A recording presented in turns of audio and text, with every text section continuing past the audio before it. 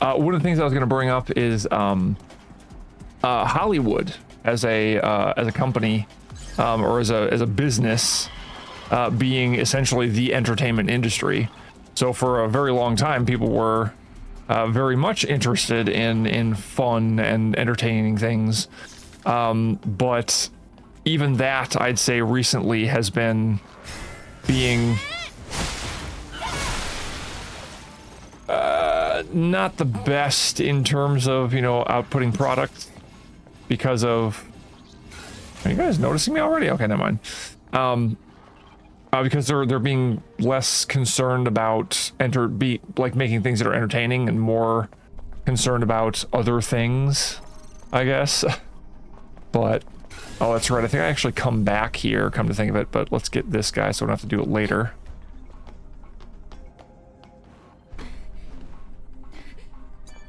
I think there's, yeah, this over here. Yeah, for the entertainment industry, it has, and I think I was even talking with Ash about this. Old book. Wow. That's I guess it's just LKD with 3 B's in between. LKD, yeah, that works. I was talking with I think Ash about this. He's a guy that I met while I was playing Dead Space the other day. I think you might have been in there for a while with him. But yeah. I think I go this way, yeah. But yeah, for some odd reason, like I said, the entertainment industry has just lost the desire to make entertaining things. Oops, forgot to jump. There we go. Or, I mean, they do make entertaining things to a certain degree. I mean, they haven't like completely gotten rid of such things, but or lost complete track of it. But in many cases, it seems like they're not concerned with like good writing, good character arcs. They're concerned about things that are like secondary to those things. But yeah.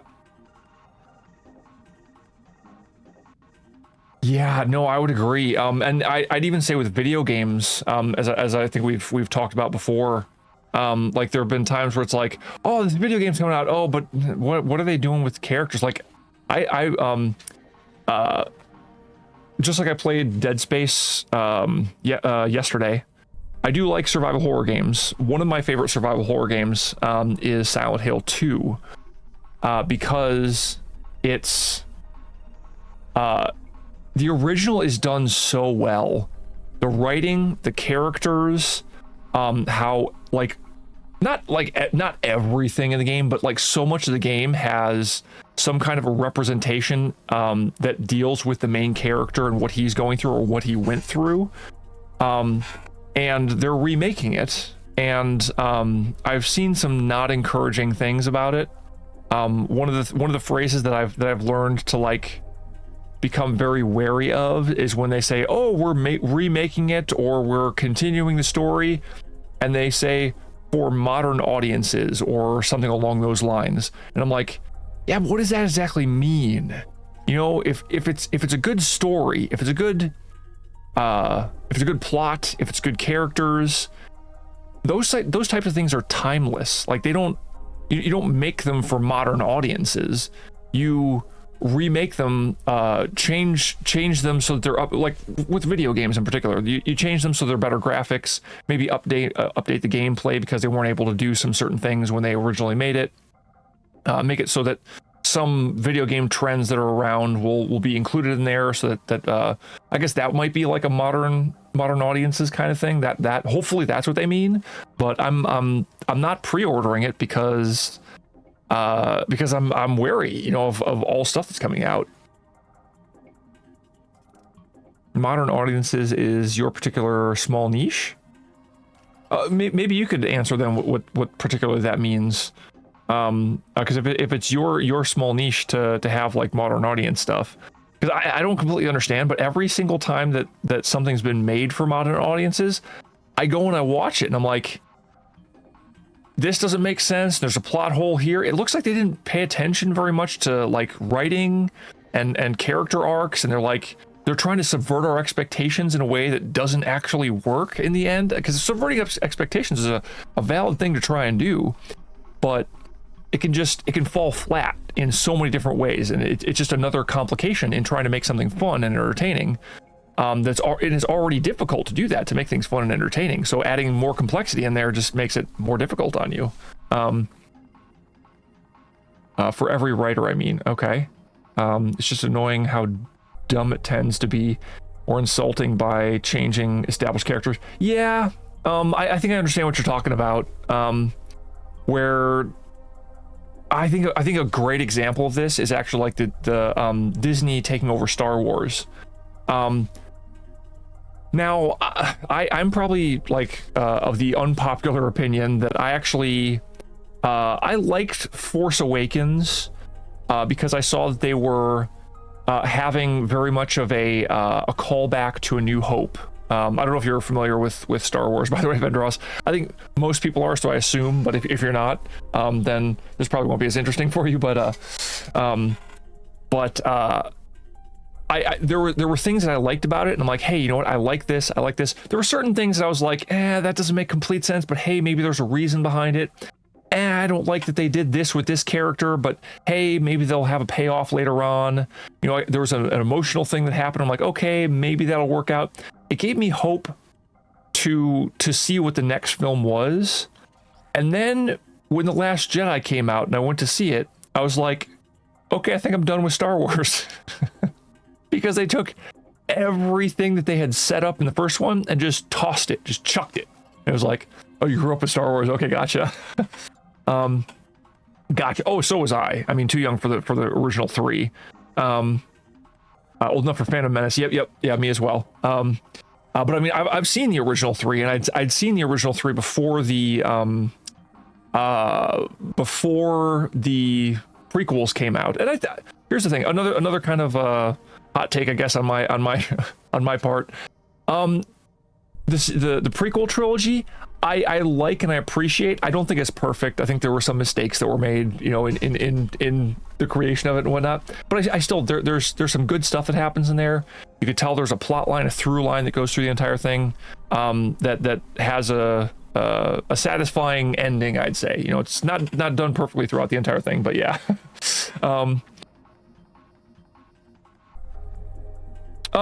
Yeah, I can understand that take on it. That it was essentially A New Hope with new, like a new worse dress. To a degree, I can understand that. What I'll say is, I was willing to give it the benefit of the doubt. I think a bit more, just because I looked at it as more of a callback and an echo of history. Like they say that the history. They'll either say like history repeats itself, or it doesn't repeat itself, it rhymes though. I looked at it as kind of like that, where there were certain things, and like I said, I do not think that it was perfect. I do not think it was as good as A New Hope, in terms of writing and plot and character arcs and like the beginning of Luke's hero journey and whatnot. The beginning of Rey's hero journey is just weird, and unfortunately, I was hoping she wasn't going to be a Mary Sue and that there's going to be a reason behind why she was just able to start using powers, use force powers right away. Like, you know, Luke had to practice a whole lot in order to just barely be able to deflect some laser beams, you know, or block some lasers off of the little drone that he was using with Obi-Wan Kenobi. And he had a master teaching him, right? Rey, she just starts to try things and it happens, you know. It just seems very odd, let's say that. But I was giving it the benefit of the doubt, and I had very much headcanon while I was watching it, where I was like, oh, well, maybe there's a reason. Maybe she was trained before, but her memories were wiped, you know, like Jedi mind tricked her memories away or something. So she's drawing on this, but no, it ended up not being that. Where Finn was going to the last one. I just completely trashed it. Yeah, that's another thing that I was kind of sad about as well, where like they were setting up Finn for like some really interesting, like again, he started to have an interesting story arc to it. to him. And then, like you said, in the second one, he just became almost kind of like a side character and setting up a love interest. And then who man, I could probably rant about this for a long time, unfortunately, because I like the original Star Wars. I like some of the games that they put out, like Jedi Knight 2, I think it was, Jedi Academy or something like that. I can't remember what it was off the top of my head. I've got a GameCube and I still have that game on it. And I still go back and play that because there's some fun stuff about that game. But I haven't done that in a while, given. But again, they had some interesting stuff there. They had some they had the extended universe as well. That was just all throughout there. Disney just chucked all that rather than going with it. So, going into the smuggler direction. Oh yeah, I could see that as well. Becoming the guy who just screws with the Empire, yeah, for fun. Yeah, again, like there were so many different directions that they could have gone in with Finn, and just nah. Oh yeah. Again, I really wish they hadn't gone with the Mary Sue angle. I mean, I don't think they meant to go in that direction, but I think this is one of the issues that Hollywood has, is that I don't think they know how to write strong female characters that are actually strong female characters. So they find ways to bypass it, or they make them Mary Sue's by going, okay, well, we can't write intelligently enough in order to make a female character look intelligent. So we're going to make all the people around them look really dumb so that she looks intelligent.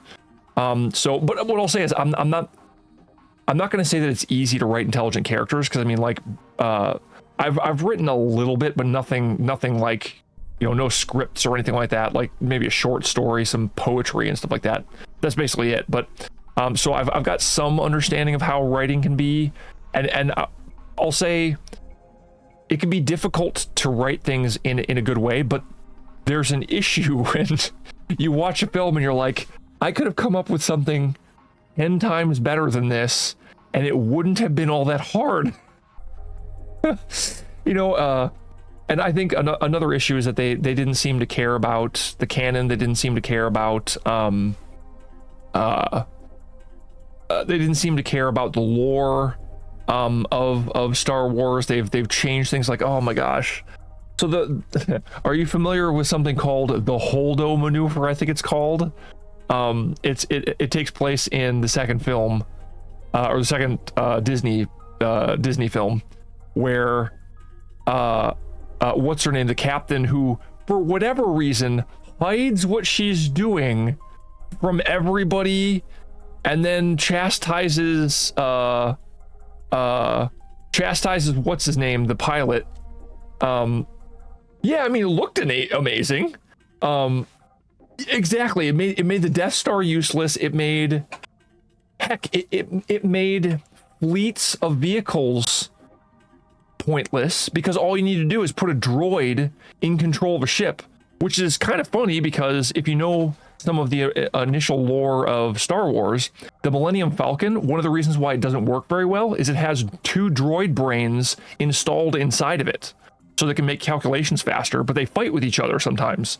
So at least that's what I think I have a passing remembrance of that. But regardless, so they've already got ships with droids in them. So all you need to do is tell the droid, you know, I'm sorry, we'll back up your memories so that you'll be able to put you into another ship. But go ahead and you see that that entire fleet of Empire vessels there? Yeah, just go up there and go into hyperspeed. You know, go into hyperspace and just now they're all dead. It's like, well, there we go. So yeah, unfortunately, it broke so much of the world. And then there's also apparently gas for ships now. You can run out of gas. I don't know. And again, I can understand needing energy for ships and whatnot, but the way that they handled it was just weird.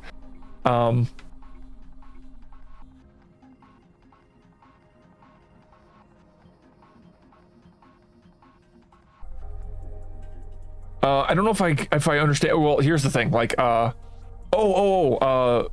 Druid. I don't know if I recognize the reference. Oh, in Solo, I never watched Solo. So, like I said, I literally gave up on Star Wars after The Last Jedi. I watched that and I'm like, what? Like, and the thing is, I had to prevent, because I bought the ticket, I didn't walk out of the theater. But when Luke chucked his lightsaber, I'm like, wait, what? And then they just kind of assassinated his character over and over and over again. I'm like, oh my gosh. The fact that Luke was the most optimistic character, like he saw in his father the smallest sliver, the hint, the glimmer of the light side of the Force, right, in him, and he's like, I can get that out of him. But then he sees the slightest sliver of the dark side in his nephew, and he's gonna kill him. What? Doesn't make any sense. So again, it's like they character assassinated him essentially. But oh yeah, no, I would agree. I think Rogue One I saw, and I was like, okay, this is good. That gave me a little bit of hope. I think it was. And didn't Rogue One come out before The Last Jedi? I can't remember. I think it did. Oh, if it didn't, I think someone else told me, oh no, actually Rogue One is good. So I went to go see it. I'm like, okay, cool. But then I held off from there. I didn't watch Solo. I didn't watch whatever the frick it's called. Rise of Skywalker or whatever it is. But yeah. Yeah, I would agree. Kind of cheesy in parts, but the reason I think that Rogue One worked is it was essentially a war film. Like that's basically what it was. I mean, so I think it knew what it was and it stayed in that lane. And I think that they didn't have the chance to make anybody like overpowered or like suddenly have skills that someone shouldn't have. So yeah.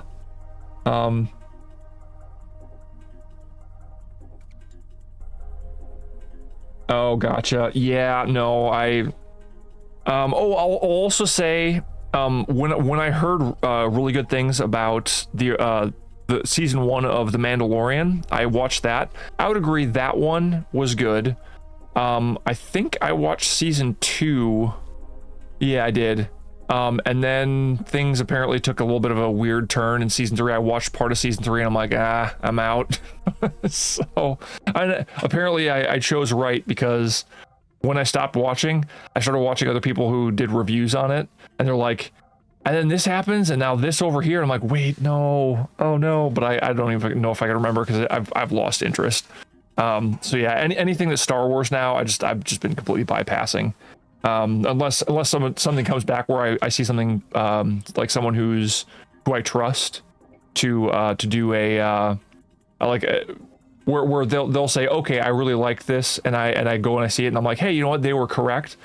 Like if I watch movie critics or something like that, or TV show critics, and they give good advice, I'll trust them and I'll go see the film at that point in time. But yeah, if I don't have that, I just completely avoid it. I mean, that's unfortunately been kind of how I've approached Hollywood and TV shows in general now. Like, I have to hear like really good things about it for me to want to spend my time on it, just because far too many times I've started watching something and I'm like, the writing on this is awful. I can see plot holes all over the place. Like, and I'm the type of person, you know me, Vendros. Like, I try and fill holes. I try and figure things out. If something doesn't seem to work, I find a way to make it work. And it's just, yeah, when things are just bad, I lose interest, and I don't want to waste my time on that type of stuff. So yeah, but once again, luckily every once in a while you'll find a game like Stellar Blade, or you'll find I guess find a TV series kind of like The Mandalorian for the first season. And again, I'm not even saying like that any of these things are perfect. Like, I give Stellar Blade a 9 out of 10. I would give probably season 1 of The Mandalorian probably an 8 out of 10 or something like that. But still, you know, there's still some stuff out there that's good. But I suppose I haven't even gotten into one other thing. So I'm not like a huge fan of The Witcher, but I'm a fan enough of it that when they were making the TV series, I got excited. When I saw season 1, I was like, oh, cool, they did so well with this. But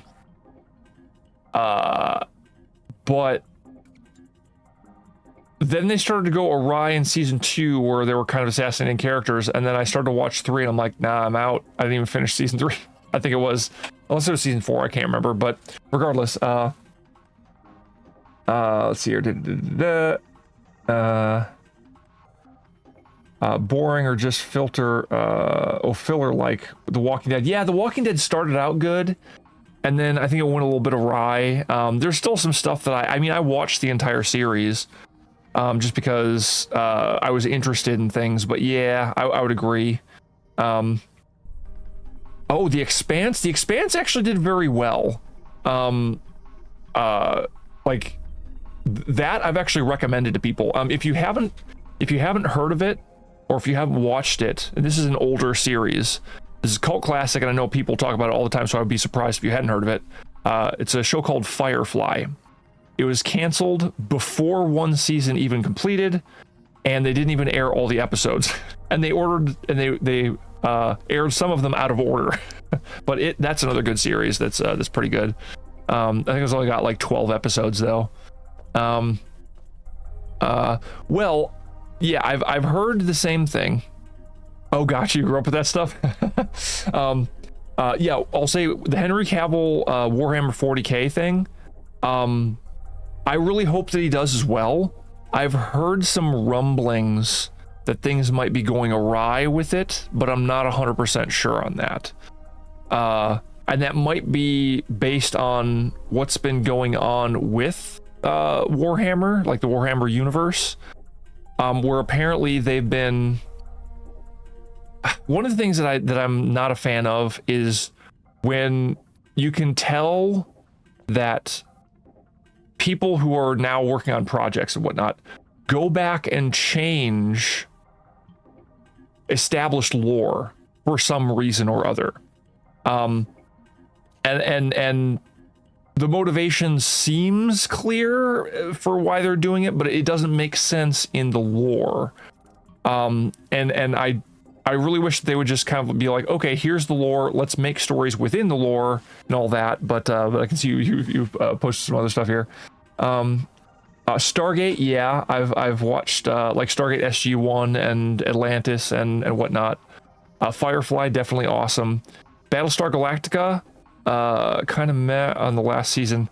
I would agree. I've seen all of those, by the way. I don't know if I've seen all of Stargate, because I know there's like tons of it. There's like 10 seasons to SG-1 or something, or 11. Then some movies as well.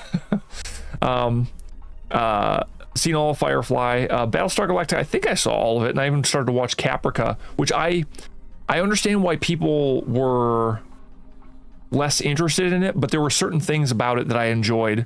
Oh, Star Trek. I think you're talking about Voyager. Let's see here. I've seen some Star Trek, and I think that Star Trek has kind of gone wrong as well. Where again, they're kind of chucking the lore, and they've worked around it with like time travel stuff. But yeah, it's they've gone in some weird directions with it, and I'm not a fan of the directions they've gone in, and yeah, but again, I don't think they've gone as wrong with Star Trek as they have with Star Wars, I think, but I don't know. I think they're kind of competing for messing up lore. But yeah. So it looks like we've watched a decent amount of the same things. Let's see here. But yeah, I'll say The Expanse. Like I said, that one I've recommended to people, and if anybody's watching this in the future and they're looking for a good sci-fi series,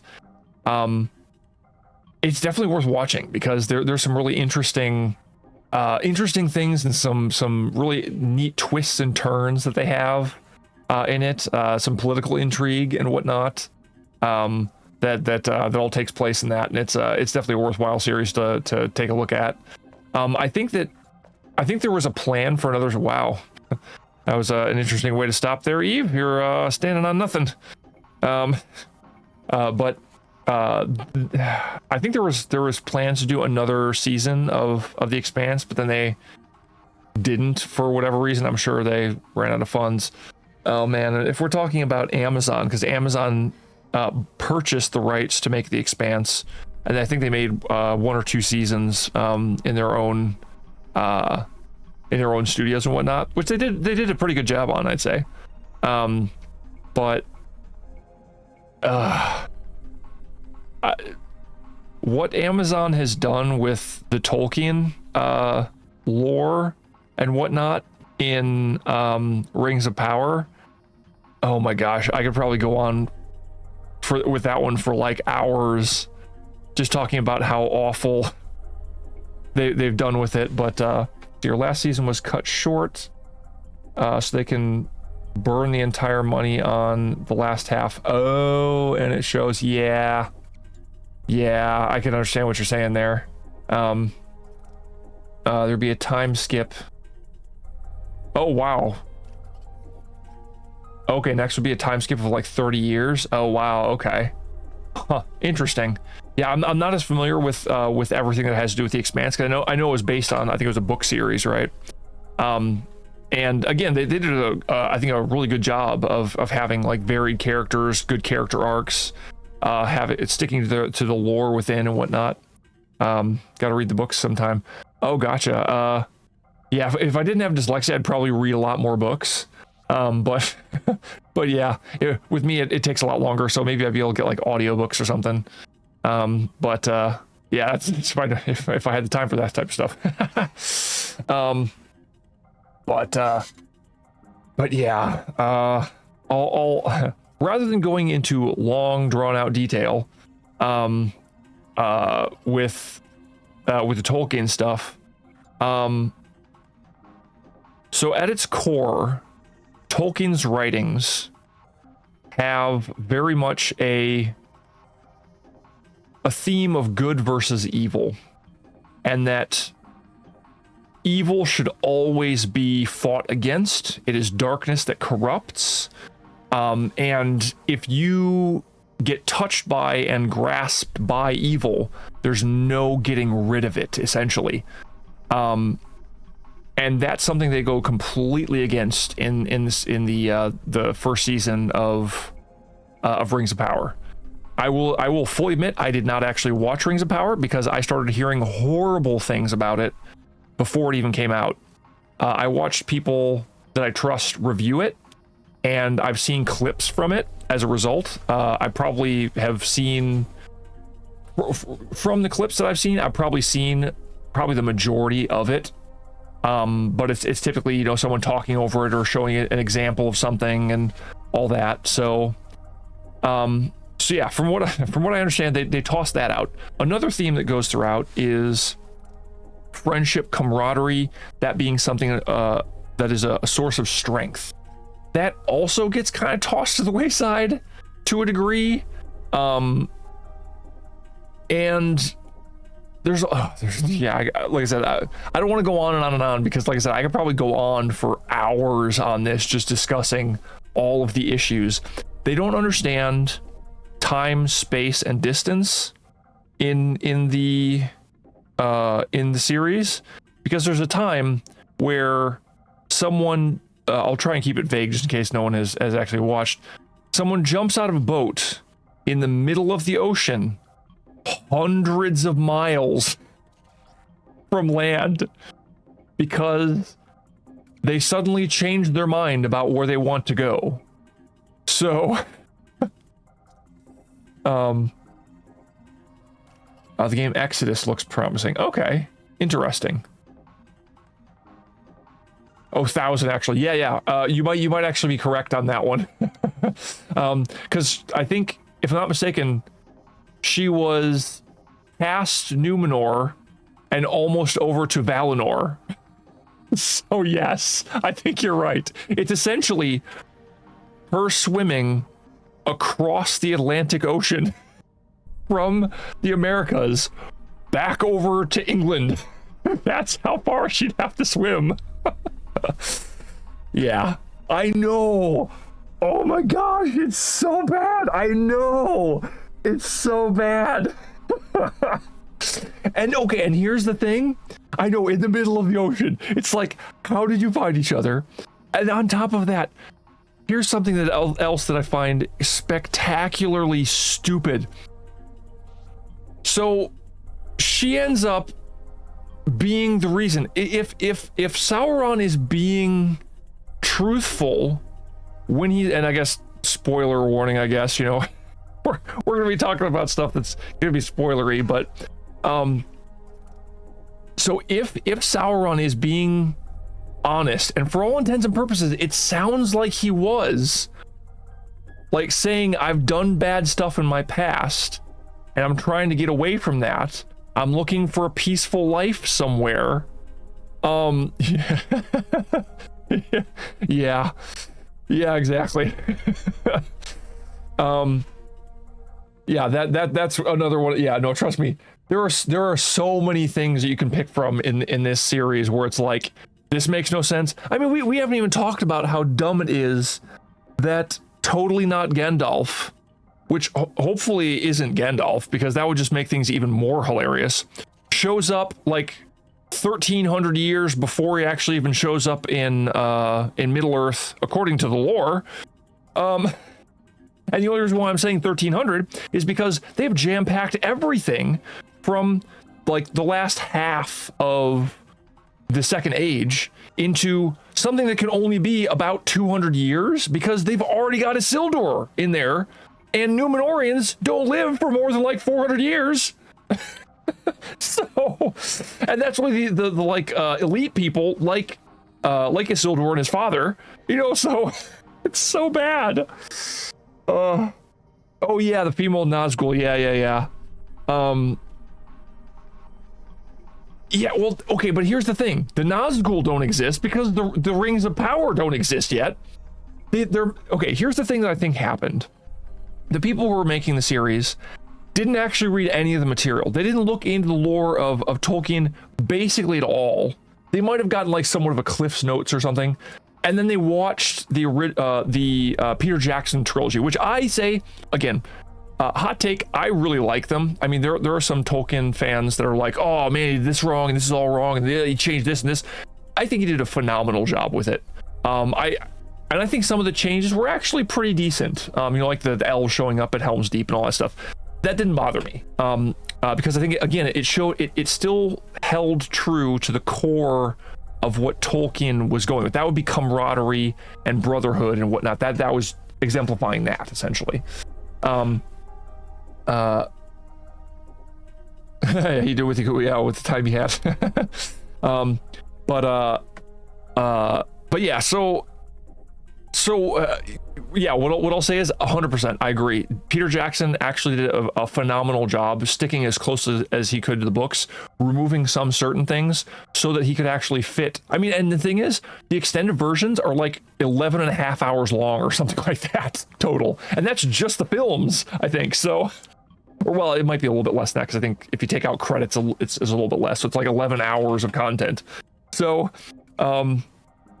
but yeah, regardless, I think what happened is the writers and whatnot, they maybe saw the Cliff Notes of the Second Age, and then they only watched the Peter Jackson films, because the fact that they invert the creation of the Rings of Power, like, well, one, the creation of the Rings of Power started in like 1500 years before the Third Age, I think, or somewhere around there. I'm guesstimating, but I'm trying to remember by rote.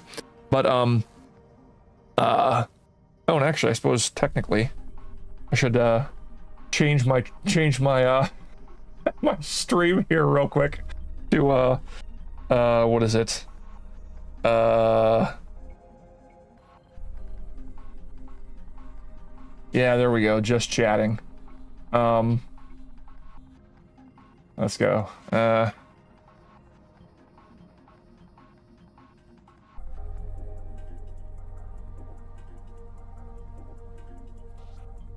we go. I'll just go ahead and leave it like that, because I'm just gonna leave that there. Yeah, okay. There we go. Okay, so now we're just chatting for a while. So I was planning on doing this possibly anyway, but shame the battle for the Shire was cut. Christopher Lee was not happy. Oh, gotcha. Yeah, once again, I mean, with all the content that they had, and all the content that they you know, filmed and everything, I mean, some of the stuff that they could have done is maybe not have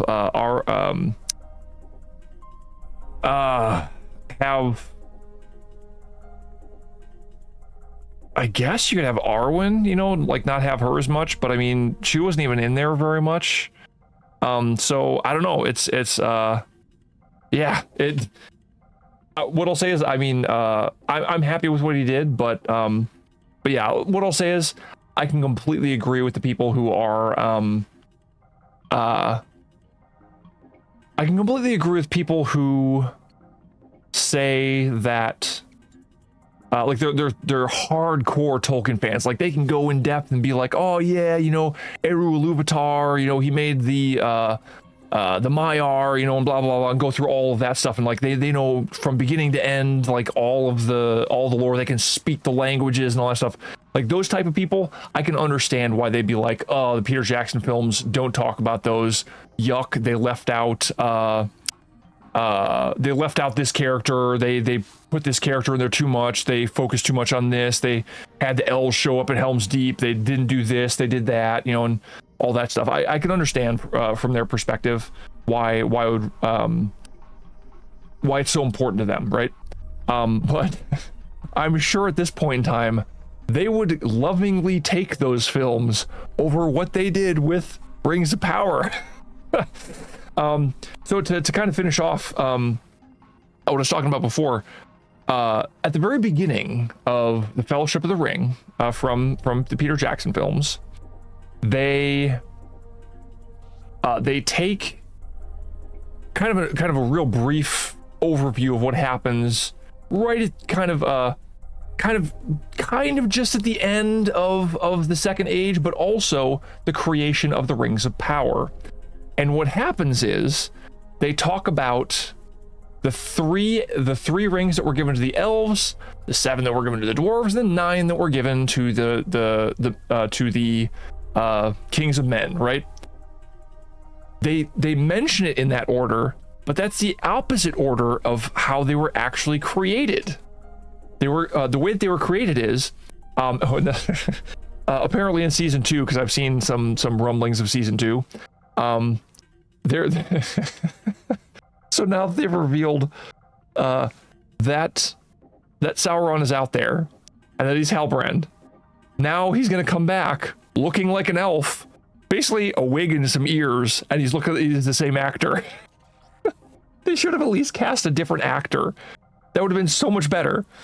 Yeah, exactly. He's out there and he has a wig. Now, I've heard some people do a spectacular job.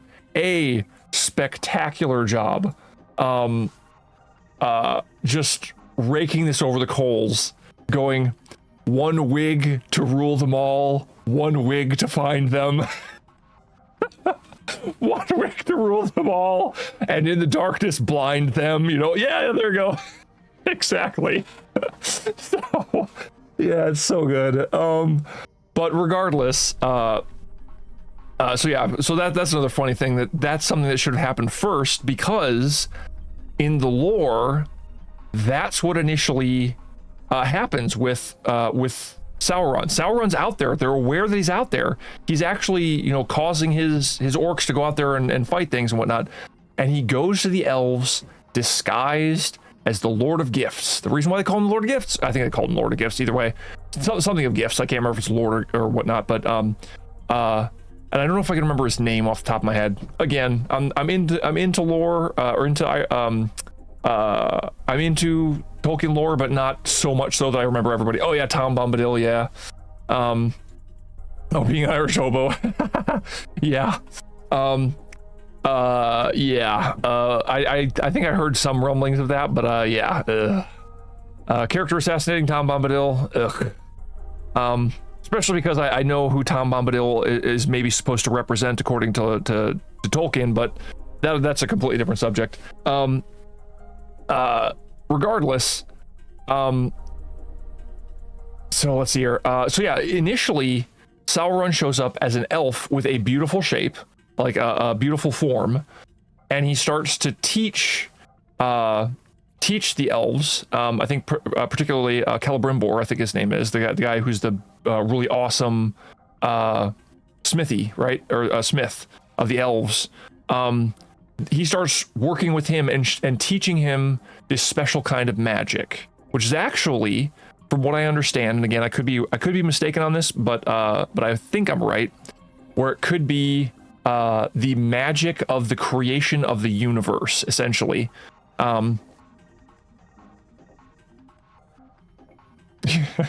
Yeah, that's another funny one. It's like this great, wonderful, well-known blacksmith of the elves never conceived of putting two different kinds of metal together to make an alloy, like bronze, you know.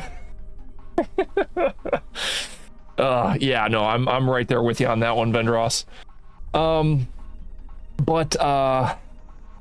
So yes, but the thing is, in the original lore, and I think here's the thing, I think that was part of the Cliff's Notes that they had. They're like, oh yeah, you're supposed to teach them. Well, what can you teach them? Well, we've got this like mithril stuff, which, oh my gosh, don't even get me started on mithril and its creation. Oh. The whole theme of the Rings of Power Season 1 is light mixed with darkness makes things better. And that's completely the opposite of what Tolkien, like I said, the first thing that I mentioned about Tolkien is good and evil are out there, and you're supposed to fight against evil. But no, in this one, good and evil mixed together make something strong. And in fact, the thing that Galadriel's brother says is, oh, sometimes you have to touch the darkness in order to understand the light. And it's like, no, you resist the darkness. That's Tolkien's thing. So, but anyway, to get back to the Lord of Gifts, I think his name is, and I can't remember his name. It starts with an A though, but I can't remember it off the top of my head. But yeah, so Sauron shows up as him and starts actually teaching Celebrimbor, if I'm remembering his name right, the smithy, or the great blacksmith, special things. It's actually magic. It's not alloys. It's not mixing mithril together with this or whatnot. It's teaching them how to create extremely powerful magical items. And what the elves do is it takes many years for them to start creating the Rings of Power. So one of the things that's really neat, and one of the things that people see as kind of a plot hole from Fellowship of the Ring, is why didn't Gandalf know immediately? Well, actually, I guess it's from The Hobbit and Fellowship of the Ring. Why didn't Gandalf know immediately that that ring that Bilbo got and that the ring that Frodo had was the One Ring, the Ring of Power, right? The One Ring of Power. Why did he not know that? Because when Celebrimbor and Sauron in his beautiful form as the Lord of Gifts was working with the elves, they were working it out. It took them years and years and years to actually work out how to make the actual Rings of Power. So there's a bunch of rings that are out there that are elven rings that have special properties to them. Typically, they make you go invisible, or something along those lines. From what I understand, again, I'm not like a deep into the lore or anything like that. But let's see here. He just wanted to screw with the rest of Middle Earth. Yeah, basically. It's my take on it. Yeah. 100%. I mean, to give a little bit more lore into what happened, there used to be this guy named Malcor. He was actually one of the original Maiar. Maiar are essentially like super powerful heavenly beings that are like angels. You can think of them, right? And he, so there's this Malcor guy, right? And he goes against the creator of all things, who is Eru Ilúvatar. And he starts, opposing him and whatnot. There's this big battle in the First Age. Things happen, and he gets Malcor gets banished to the outer darkness, I think they call it. So he's now contained out there. He couldn't be destroyed, but he could be contained somewhere else, and they put him into the outer darkness. During that time, though, there's this guy named Sauron, who is also a Maiar, but he's a lesser Maiar, from what I understand. I can't remember. I think there's Maiar, and then there's like one extra thing above them, but I'm probably remembering that incorrectly. But regardless, one of the followers of Melkor is Sauron. Sauron has many names. That's one of the things that they actually got right in the series. You know, they got some things right. I'll give them credit. It's a pretty series. They get some of the names right. They get some of the some information accurate, albeit in a completely different time than things actually happened. But regardless, so when Melkor gets banished, Sauron is left on Middle-earth. On Arda, which is technically the whole essentially planet. Middle-earth is just one section of Arda. But yeah, so once that happens, Sauron goes away for a little bit of time. I think, in fact, if you destroy Sauron, or you were to destroy even Melkor, for instance, their physical form, they wouldn't die because they have a spiritual form, like a supernatural form, that can go somewhere, gain power again, and then take physical form again. So that's one of the things they actually changed in the original Peter Jackson films, is that Sauron technically had a physical form. He wasn't just like this big eyeball up at the top of a tower. So that's one of the things that I can understand they complained about, but it might have been a little bit more difficult to have Sauron with a physical form, and like, well, why wasn't he out there doing other things and stuff like that? I think it was just a way for them to quickly make it so that he's in one place and doesn't go anywhere, essentially, and not have to explain that very much. So I don't hold it too hard against them. But regardless, so I think at least once or twice Sauron's physical form gets destroyed or weakened even. But regardless, yeah, I 100% agree that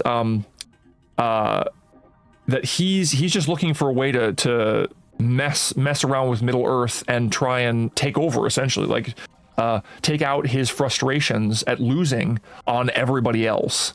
But yeah, regardless, it's I think that can actually work in both the series and in the original lore.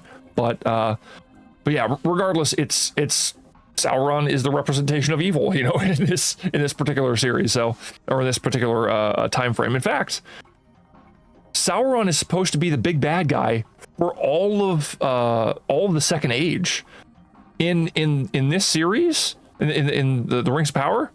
Like, it seems like he's just gonna be a bad guy for like a couple hundred years, and that's it. The Second Age took like 3,000 or 4,000 years to go through. So yeah, it just makes him look very small in comparison to what he was. But regardless, so to get back to the original topic, or the original thing I was talking about, so over like, it might even be hundreds of years of the elves working on instilling magic into rings. They make a ton of like, minor rings of power, essentially, like minor elvish rings that do things. Like I said, from what I understand, often enough it just makes you go invisible and all that stuff. That's why in The Hobbit, or no, that's why in Fellowship of the Ring, Gandalf tells Bilbo there are many magical rings and none of them should be used lightly. So that's kind of a reference to that. But again, because people doing Rings of Power don't give a crap about the lore of Tolkien, I guess that's the end of it. But let's see here. Yeah, so what happens is it's actually from the exact opposite direction from what it seems like they're doing, where first the minor magical rings are made, and eventually they make rings that are powerful enough that they make 9 of them, and those are given to men. Then they make 7 which are more powerful, I think, and those are given to dwarves. Then Sauron is found out. They're like, oh, and I can't remember, I don't know actually how he's found out, but he's found out that he is Sauron. So they start fighting him then. Then in secret, the elves make 3 rings of power that Sauron doesn't even know about. When he finds out about them, he gets angry and he wants them. He covets those rings. Now in Rings of Power, oh no, he actually knows about them. He helped them create them. And he pieces out without even, oops, I'm hitting buttons. He pieces out without even, like trying to take them with him. So it's completely different than the original lore. And that's just one aspect of things. They also flip-flopped things, I think, to a degree. Sauron does end up in Numenor, and he corrupts like half of the Numenorians, tries to convince them to go against Eru Ilúvatar. Eru Ilúvatar made Numenor for the Numenorians before they were called Numenorians, I think, because they sided with, I think, they did something, and I can't remember what it was, but they were given Numenor and told, this is for you, you hold a special position, but you are not allowed to sail to the west, because that's where Valinor is. That's the place of the elves. And Numenorians were also like superhumans. They were like big, tall people that were like super strong and stuff. So they were really great warriors. They didn't ride horses in a battle. They would run into battle. So yeah, regardless, that's a whole other thing. But and I know that would be difficult to do in the series, so I don't hold it against them that they made the Numenorians just regular human sized. But yeah, I think one of my other favorite things is how they brought 500 men and then also horses in like 4 or something like that, like a few ships, and it's like you can't fit. And then on top of that, you're in the middle of the Atlantic and you're taking a boat across. That's gonna take you a long time to take that. So where's the provisions? Where are you keeping the horses? You know, it's so bad. But yeah. So it's so many things are backwards in this, and oh yeah, haven't even gone into the Harfoots, which are actually just hobbits. But they didn't buy the rights to hobbits, so they had to come up with some way of having hobbits without actually having hobbits in there. We're just going to call them Harfoots. But Harfoots are a kind of hobbit. So they didn't really bypass anything. They're just calling them Harfoots instead of hobbits, and it's dumb. But yeah, the psychopaths that never leave anybody behind, but they leave people behind, like in a snowdrift. When someone gets stung by bees and dies, they leave him behind. If you break your leg, we're going to leave you behind. And in fact, if we don't like you, we're going to consider taking your wheels so you can't follow us, and we'll leave you behind. So... Oh yes, that's another one of the things now. I can tell that was them, I think, trying to be like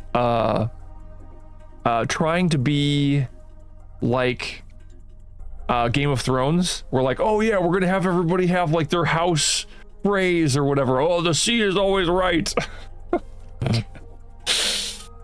Oh yeah, it's there's so much to this, like, okay, and we haven't even touched like the beginning of the series, where, do you know why a boat floats and a stone doesn't? Because a boat looks up and a stone looks down.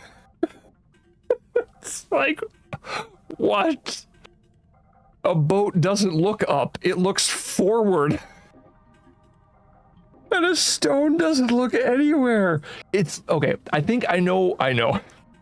I think what was going on also is, I think that there is a severe lack of talent that's going on, unfortunately.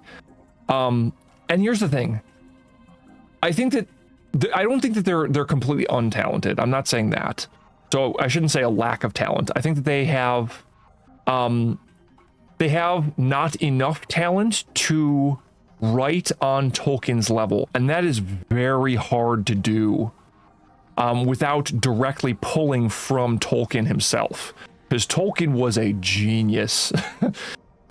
He cared so much about his world and his lore. He wrote a history of basically everything.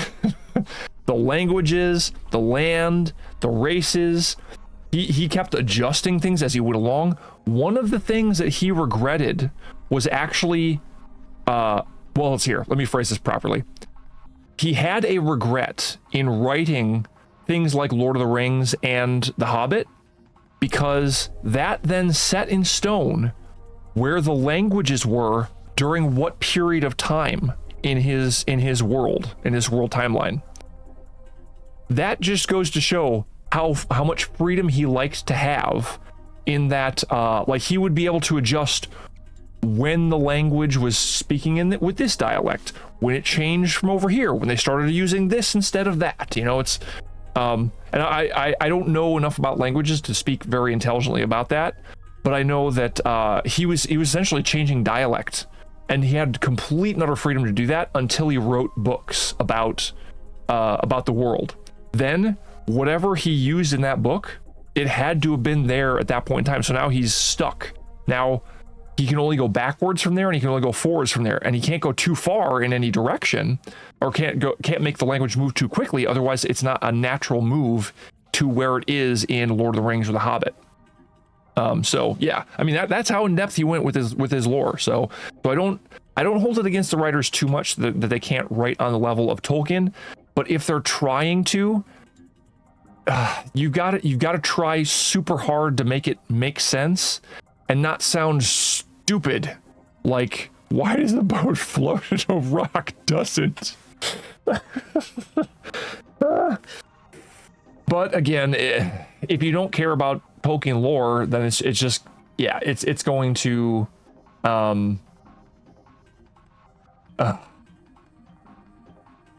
yeah, if you don't care about the lore, I don't think it's gonna matter anyway, because you're just gonna write things and people are gonna be like, no, that doesn't make any sense because of this, and this. Yeah, and there's so much stuff that we can go through that just does not make sense. We've just barely scratched the surface on this. But yeah, it's a thing, man. And again, like I don't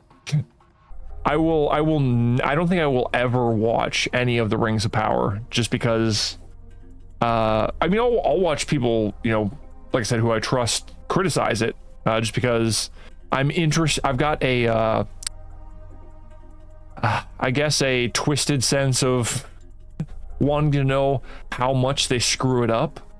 Or hey, you know what, maybe, just maybe, somehow they will pull a rabbit out of their hat and make it all work somehow.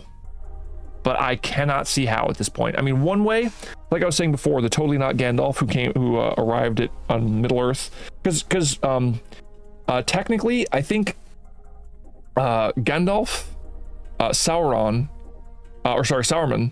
and Radagast, they all arrived, I believe it was around 1,000 years into the Third Age. This is after the defeat of Sauron and the losing, and the, like, Isildur, you know, when he took the Ring of Power, essentially. That happened like a long time prior. So if the wizard that they had, you know, crash on Middle Earth, or on Arda technically, but still in Middle Earth, if they have him being Gandalf, it makes no sense. The only way they'd be able to pull a rabbit out of the hat with that one would be if he is one of the blue elves, or no, sorry, not the blue elves, the blue wizards. Galadriel wakes up and thinks it was a fever dream. Yeah, you know what? That would be a way that they could fix it. Like, have Galadriel wake up and she's like, oh my gosh, what in the world was that? That makes absolutely no sense. But, you know, even that I don't think would make sense, because she can't. No, I suppose it could still work. Yeah, that could actually work. But they would have to recast Halbrand, or the Sauron character, because she wouldn't be like tricked by, you know, some wig and ears, you know. So yeah, I don't know. I think that would have to be the way out, though. Yes, I know. The one wig to rule them all. And in the darkness blind them. But yeah, I don't know. I mean, maybe I'd be able to give that one a pass. Like, oh, okay, put a wig on and blah, blah, blah, blah. Maybe she doesn't remember because it was a dream and all that stuff. I don't know. But yeah, we haven't even gotten into completely how... I kind of touched on it a little bit, but then I went off into another direction where in the series, in Rings of Power, it seems like Sauron actually feels bad for what he's done in the past and is actually looking for a place to just settle down and be a blacksmith, you know, over in Numenor, you know, when he gets there. And he's like, because he specifically tells Galadriel, no, I find peace here, I don't want to go with you. And then she proceeds to convince him to go with her. So either he was playing like super hard to get, but the thing is, that would have been like I mean, maybe I can think of a way that it would work, but even so, I don't think it would. It would be like, okay, yeah, he said that he was going to go, and then he gets on the boat anyway, or something. I don't know. It's just very weird. Like, 'cause here's the thing. Like, if he says, no, I really feel peace going here, you know, I don't want to come with you. And then she goes, oh, okay, sorry, I hope you have a good life here, and then leaves. He was probably expecting her to, you know, maybe try and get him to go a little bit harder, but maybe she didn't really want him to go very much. But either way, it's, yeah. There are just so many instances like that where it's like, oh, this makes no sense because he seems to be wanting to stay where he is, or, oh, this makes no sense because this, that, and the other thing. At the end of the series, apparently, he begs Galadriel to join him, become his queen, so her light can balance out his darkness, so they can rule together and he can be a better person. And she says no. So she is the reason why Sauron becomes who he is. It's like, oh, so bad. But yeah, like I said, I could go on for hours and hours and hours with this. I think I've already gone on for like half an hour or 40 minutes or something like that with this. And we've only just grazed the surface of this stuff. I mean, like I said, Sauron is this big bad guy throughout the entire Second Age. And now it's seeming like, okay, he's been in hiding for hundreds of years at least, if not 1,000 or more, because that's what they said that, you know, like after Sauron ended up killing Galadriel's brother, who, by the way, in the lore, fights a werewolf. So that would have been cool to see, right? But no, we're not going to do that. We're going to bypass that entirely and go to Galadriel, because we need to have a girl boss, I guess, who can be leading a troop of elves for hundreds of years in search of Sauron. Then as soon as they find a sign of Sauron, give up and go home. And then, of course, they're all inept at fighting, just getting tossed around by the troll. And then she just hops in there and dead. So it's like, again, it's I think that's another example of what we were talking about with Rey, where you have to make or even just in general, writing good strong female characters is hard to do.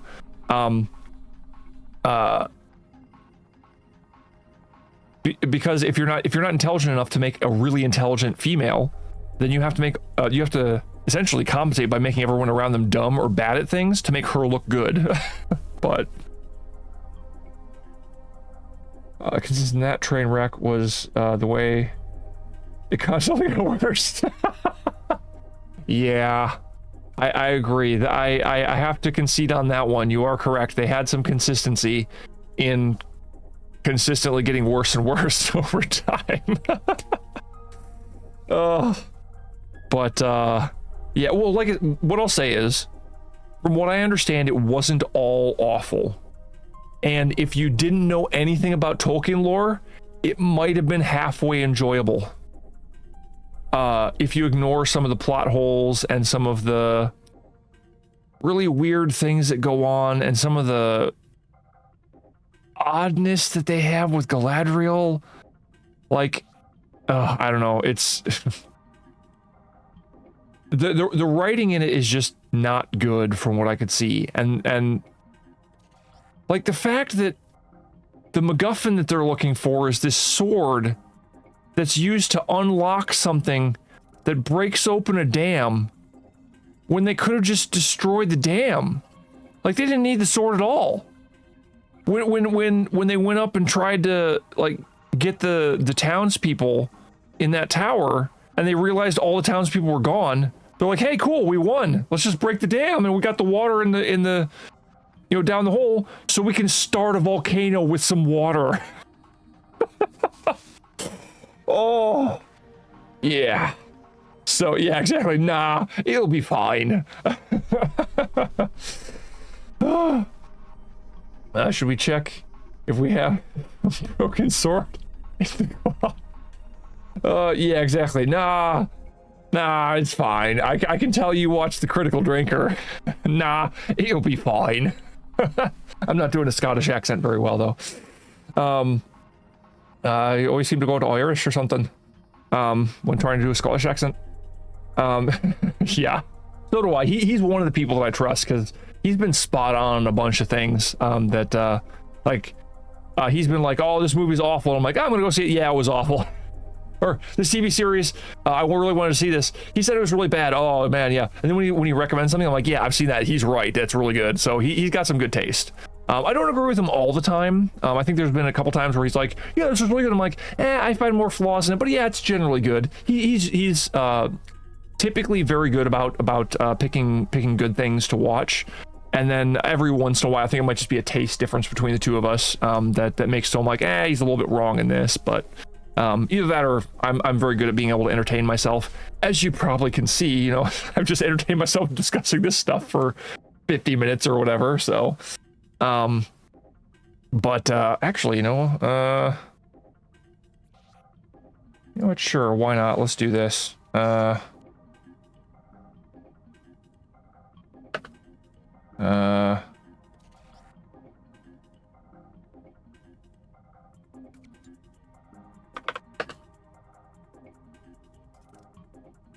There we go. Let's do that and see if we get anybody who's interested in that. Yeah, so I adjusted the title of the stream again because we're mainly discussing Lord of the Rings or Lord of the Rings and whatnot at this point. But yeah, so yeah, back to Critical Drinker. I think he was one of the initial ones that I was hearing stuff from. That about Rings of Power, and I'm like, I think there were some other people as well, but and then I kept hearing it from a bunch of different sources. Like I can't remember. I think I started hearing about Nerdrotic. I haven't watched a lot of his stuff, but he was someone I started paying attention to. I think with Lord of the Rings, or sorry, Rings of Power stuff. I think there was like a couple other people, but yeah, regardless, it's yeah.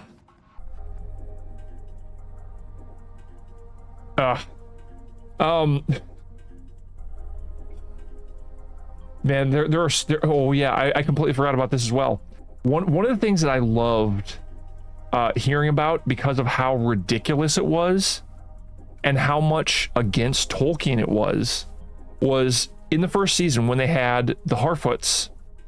I think, if I'm not mistaken, and I could be because, again, like I said, I haven't actually watched the series. I've just seen the people who criticize it and I trust. They were talking, I think it might be the same episode where the Harfoots are talking about leaving people behind and laughing about people dying. At the same time, or very soon after, like maybe the next episode, the orcs have one of their own die and they mourn the crap out of him.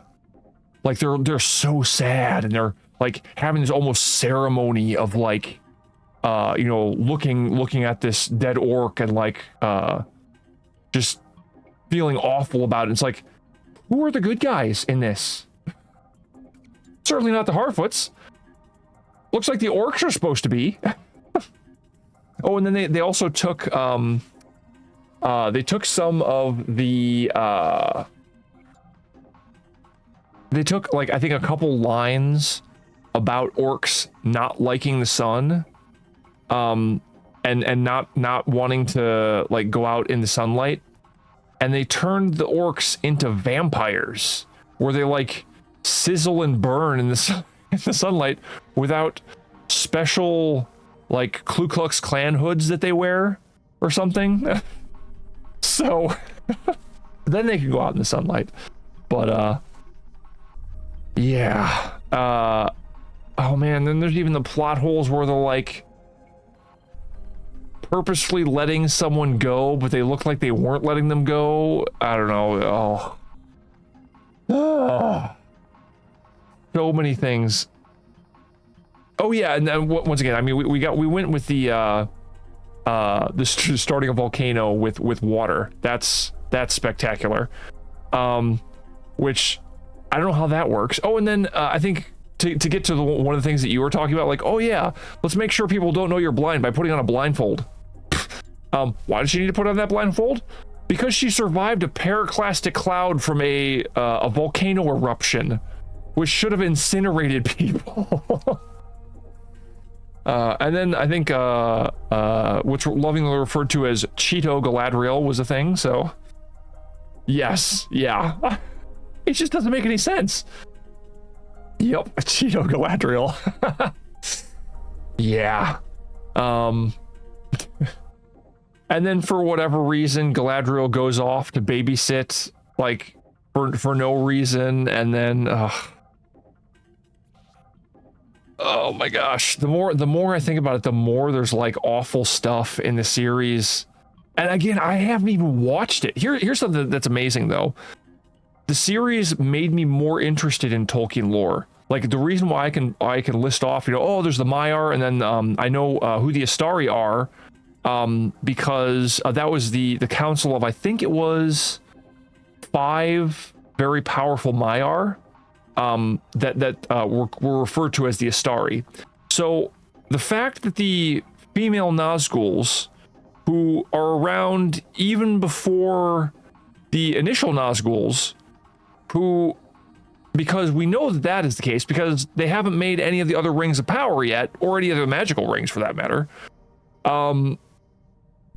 So they can't exist, but we got the I think it was what did they refer to her as? I think they referred to her as like Femme Shady or something like that instead of Slim Shady.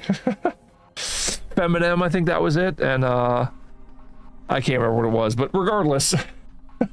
The bald chick who ends up being a Nazgul, that totally not Gandalf, hopefully a blue wizard, says, "I'm good," and then erases them all. I actually finally saw that line spoken out, and I'm like, oh my gosh, that's so awful. Like where they're like, oh, he isn't Sauron, he is the other, he is the Astari, I'm good. It's so bad. And then on top of that, like, the Maiar have been around for a super long time. So the fact that, like, he gets sent down to Arda, to Middle-earth, and can't speak at all? I don't understand that one. I guess it doesn't make a whole lot of sense to me. I mean, maybe there's some way to do it, but again, I don't think there's a lore reason behind that. There's just something they needed to do for the series to make it so that it was easy to have this totally not Gandalf, hopefully the blue wizard, one of the 2 blue wizards, have to depend on a female Frodo in order to like, move throughout the world or whatnot. But yeah. Oh yeah, and then we haven't covered all of the times. Like, we covered one of them where, Galadriel is going across the ocean to go to Valinor, and she jumps out of the boat. It would take her super long period of time to even get halfway across the ocean, so that she's to the point where she could actually run into not only rafts that are out in the middle of nowhere, but also Numenorians, because, as I mentioned before, Numenorians are not allowed to sail to the west toward Valinor. That's one of the reasons why Numenor gets... Oh, I forgot to turn that off. Whoops. It should be fine. It'll be fine. But that's one of the reasons why Numenor gets destroyed, is that Sauron convinces half of them to become upset with their lot and become envious of what Valinor has. So they sail west, and Eru Ilúvatar breaks the world and pushes Numenor underneath the waters, completely destroys it. And what I mean by breaks Arda, I should say, not just Middle Earth, but breaks Arda. He slowly makes Arda into a globe, because at this point in time in history, Arda is actually flat. So, at least from what I understand, again, I could be not remembering that perfectly, but yeah, regardless. And then also, in doing that, one of the really interesting things that happens by the end of the Third Age is, by that time, Valinor is once the Ring of Power is destroyed and everything. I think that's when Valinor becomes inaccessible. So the fact that at the end of Fellowship of the Ring, or sorry, at the end of Lord of the Rings, you have Frodo and Gandalf and Bilbo and them taking a ship to the west. That's them being able to go to Valinor, from what I understand. So, but regardless, and essentially, once Arda becomes a globe, it's now completely cut off from Valinor. Like, you can't get there anymore via ship or anything. But like right now, right now it's supposed to be like thousands and thousands and thousands and thousands of years ago, or whatever, however long ago this, because for those who have actually been listening this entire time, I'd be surprised if people listen to me rant about all this stuff for this long. But other than you, of course, Vendros, because we both like Tolkien lore, it seems. But so Tolkien initially wrote Lord of the Rings, or came up with this lore of his entire world, like fictional world that he made, because he looked at other cultures. Like he looked at Scandinavia, he looked at Deutschland, Germany. He looked at many other places and saw that there was rich lore that was available there. Those like had some history about fantasy creatures and epic battles and all that stuff. And that was very much missing in the United Kingdom, in England, and because there was like war and stuff like that, and there was so much stuff that happened. There were like Norsemen that came over and took over England for a while and destroyed a whole bunch of stuff, and then other people came over and destroyed a bunch of stuff, and so there's a bunch of stuff that just got completely and utterly destroyed and lost to time. So Tolkien wanted to create lore for the UK, or for Britain, that would, and that's one of the reasons why it centers around what's referred to as Middle Earth, which is and there's even like a neat little comparison to the maps that we have right now of like part of Europe. I think it's actually part of Europe, come to think of it, if I'm remembering right, and the UK. But it mainly takes place, I think, around the UK type area. But I think it does go down into parts of Europe. And then also, like for instance, he has, I believe it's Harad, if I'm remembering correctly. I think that's the name of it. That's actually, once you go far enough south, you actually reach Africa. And once you go far enough east, you reach the east. And there are, I think that's Rune, I think it is, if I'm remembering right. Again, I don't remember the names all that well, but that's where, like, in the Two Towers, or Return of the King. I can't remember which one it is. No, I think it is. No, I think it is Two Towers. Where Frodo and Sam see Oliphaunts and a bunch of men who have sided with Sauron. They're Easterlings, I think. They're people from Ruin. They might also be from Harad, but I'm not 100% on that one though. But again, regardless, when Tolkien came up with his lore, he was taking other places into account as well. So yeah, it's just meant to be like a lore and history, some myth and legend that's centered around, I think, Europe and the UK, Europe, the EU and the UK, both. But again, since I'm not as big of a Tolkien buff, I'm sure another Tolkien buff who knows a lot more than I do starts listening to this and says, oh, you got this wrong and this wrong. But what can you do? I'm the one with the channel here, so so it's my time to talk. But if I got it wrong, I'm more than willing to say, yeah, I didn't know that completely. I was mistaken on this, that, or the other thing. I've got no problem with being wrong. But I think that's actually one of the key things to being creative is the willingness to be wrong on something or to do something incorrectly, or to come up with an answer even if it's the wrong answer. Just because oftentimes in being creative there are no real wrong answers, but I suppose unless you're writing for Rings of Power, I suppose, then there's definitely wrong answers. But no, it's as long as you're keeping lore and whatnot in mind and keeping the world that you're creating in mind, I think that there can be things where it doesn't where there are no wrong answers, I guess, or there's a way to approach something where it's not it doesn't fit 100% with lore, but you can make it fit in a creative way. Essentially, that's kind of what I'm getting at. Sorry, I realized I should probably move in this, but let's see. So yeah, so again, like the fact that Tolkien went so in depth with so many things. Oh, and actually, I suppose I could also do this. There we go. Get a little bit of different stuff up on screen.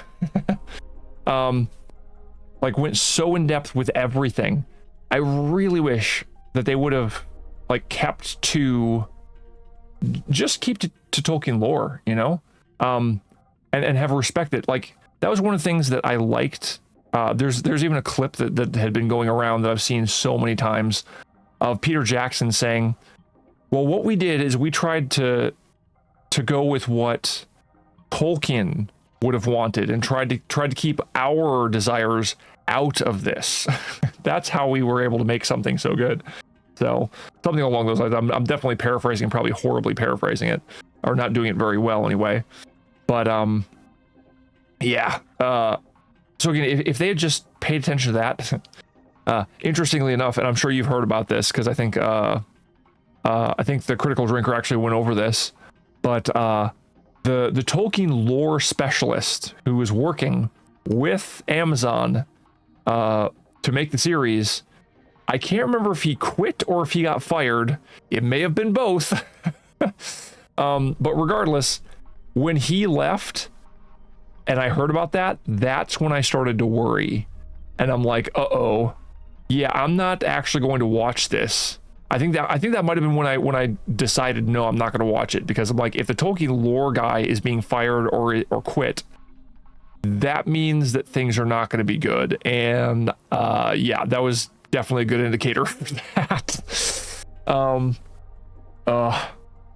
Yeah, like so many different things. Here's a great one. And here's the thing. I want to preface this by saying I have absolutely no problem with diversity in media. Like if you have a place that's meant to have people of all different colors, creeds, cultures, stuff like that, and that's where you're writing things, then that's how it should be. if you're writing in a place that is specifically talking about one culture or just three cultures or something like that, and then you're going to be very limited in what will make sense there. The fact that they had a black elf and a black dwarf don't make sense unless they come up with some way to make it work. I actually came up with a way that it would work, because I know that there is this place called Harad, which has black people that live there. So what I think could have been just even a throwaway line to show that they care about the lore is to talk about how, and I can't remember his name, but the black elf, just have a throwaway line, maybe not even by him, have two people talking about him, how he's just a half elf and his mother or father was from Harad. Boom, done. Suddenly now it makes sense that we have a black elf. No problem. But they didn't care enough to do that. They're just like, nah, we're just gonna have him in there. You know, I've got a headcanon that makes sense out of it. But yeah, it doesn't make sense to have a black elf unless there's some kind of lineage there that would bring that that pigmentation into the elfish species, essentially, because they're all described as having fair skin. I think white sometimes I think can be a little bit ruddy in terms, like essentially like reddish complexion, like, you know, red cheeks or something like that, for a little bit of color. But yeah, I mean, they're supposed to kind of be linked to the stars, because when elves were initially created, the first thing that they saw were the stars, if I recall correctly. And again, I'm sure someone else who knows Tolkien lore a lot better than I do would probably correct me on that. But and then that was even before the sun and the moon were created, so that was all they experienced for a long time. But wouldn't even have to be an elf. Might just be a wanderer from there. Who explored the lands. Yeah, exactly. Like one of his parents, it could have been a wanderer from Harad. So again, like they could have just explained it like that. And it's like, oh, okay, cool. Now you can move on, and there's no way that anyone can complain who knows about Tolkien lore. That would have been great. And then the thing is, then it would be like, oh, cool. They found out a way to make the elves a little bit more diverse. Awesome. You know, that's perfect. But one of the things that they did also, though, is the town that I can't remember the name of the town, because again, didn't watch the series, where they have the mother, her child, the black elf, and like essentially the group of people who were being oppressed by the elves, essentially, because the elves were like, your ancestors sided with Sauron, so we are holding you here, you can't leave, and all that stuff. That group of people was a mishmash of like Asians, white people, black people, you know, a whole bunch of different types of people, right? You know, black, brown, white, yellow, all different colors, right? It made them look like a mishmash of things that, I mean, again, maybe I could come up with some headcanon that would make sense out of it, but the issue comes in where if you don't have a cohesive group of individuals as a specific kind of race, it can make them indistinct, let's say, and bland as a result, or not recognizable, let's say that, right? Where anytime you look in Lord of the Rings, like let's see here, any of the Jackson trilogy, you'll see elves, and you'll see dwarves. Dwarves are short. They've got, you know, dark hair. They always have beards. That was another one of the things that was kind of a mix-up, unfortunately, is dwarvish women have beards, and they try to make a big deal out of, oh, it's the first elf or the first dwarvish female on screen. Nope. First dwarvish female on screen actually was in, I believe, one of the Hobbit films. I can't remember if it was the first or the second one, but it might have been the first one. She actually multiple, I believe, appeared on screen, one of which had somewhat of a beard and was selling things in I don't know if I can remember the name of the city, but it's the one that is right up against the Misty Mountain. I think. But yeah, regardless, that's the first. Yeah, it was the second one then. Okay, cool. Yep. It might have been the third, honestly, because I can't remember specifically when they did that. But yeah, it took place in, I think, was it? No, I can't remember the name of the city. Regardless, I typically I'm bad with names, so the fact that I've remembered all these names, and what to call things, whatnot, is kind of amazing to me. But again, I care about Tolkien lore. So, yeah, it's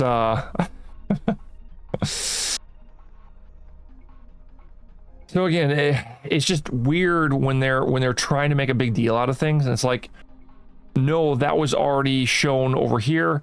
Two, none of your dwarvish females have beards. Like, one of the things that they joked about was, like Gimli joked about it, and I believe it was the Two Towers, where he's joking about, oh, well, some people think that dwarves just appear out of holes in the ground. They just that's how they come into being. There are no women. It's like, well, of course there are women. They're just kind of hard to distinguish from dwarf men on account of the beards. So it's like they're supposed to have enough of a beard where it's like a little bit of a weirdness, there, where it's like, oh, huh, interesting. But I don't know.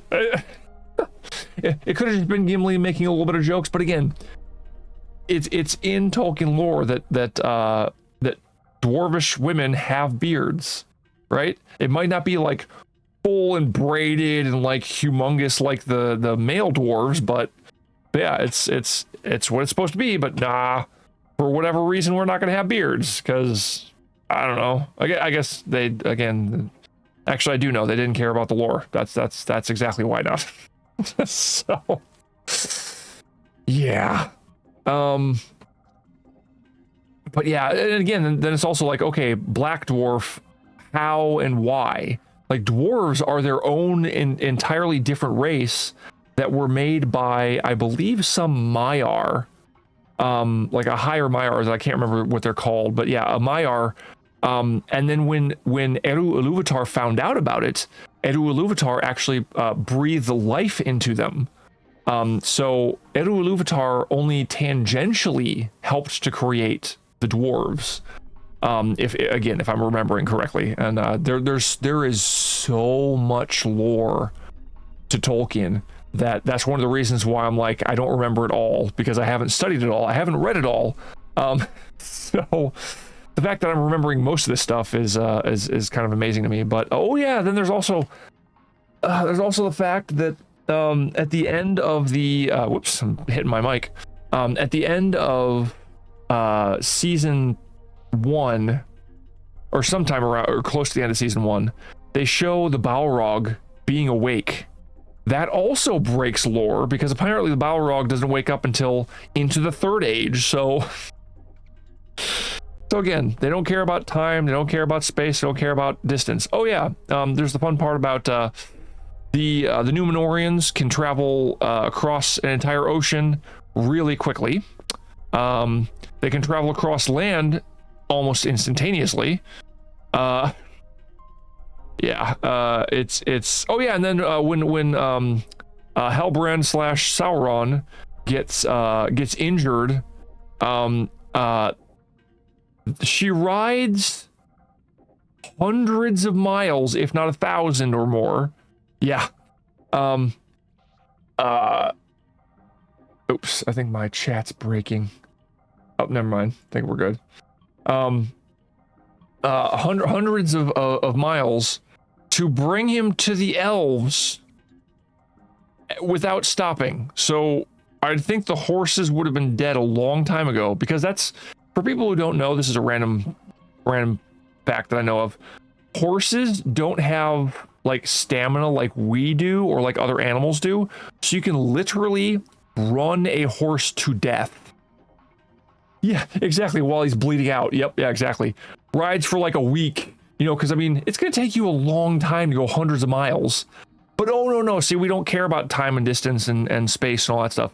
Just like, was it Celebrimbor and Elrond, they're able to walk from the Elvish city over to the gates of oh,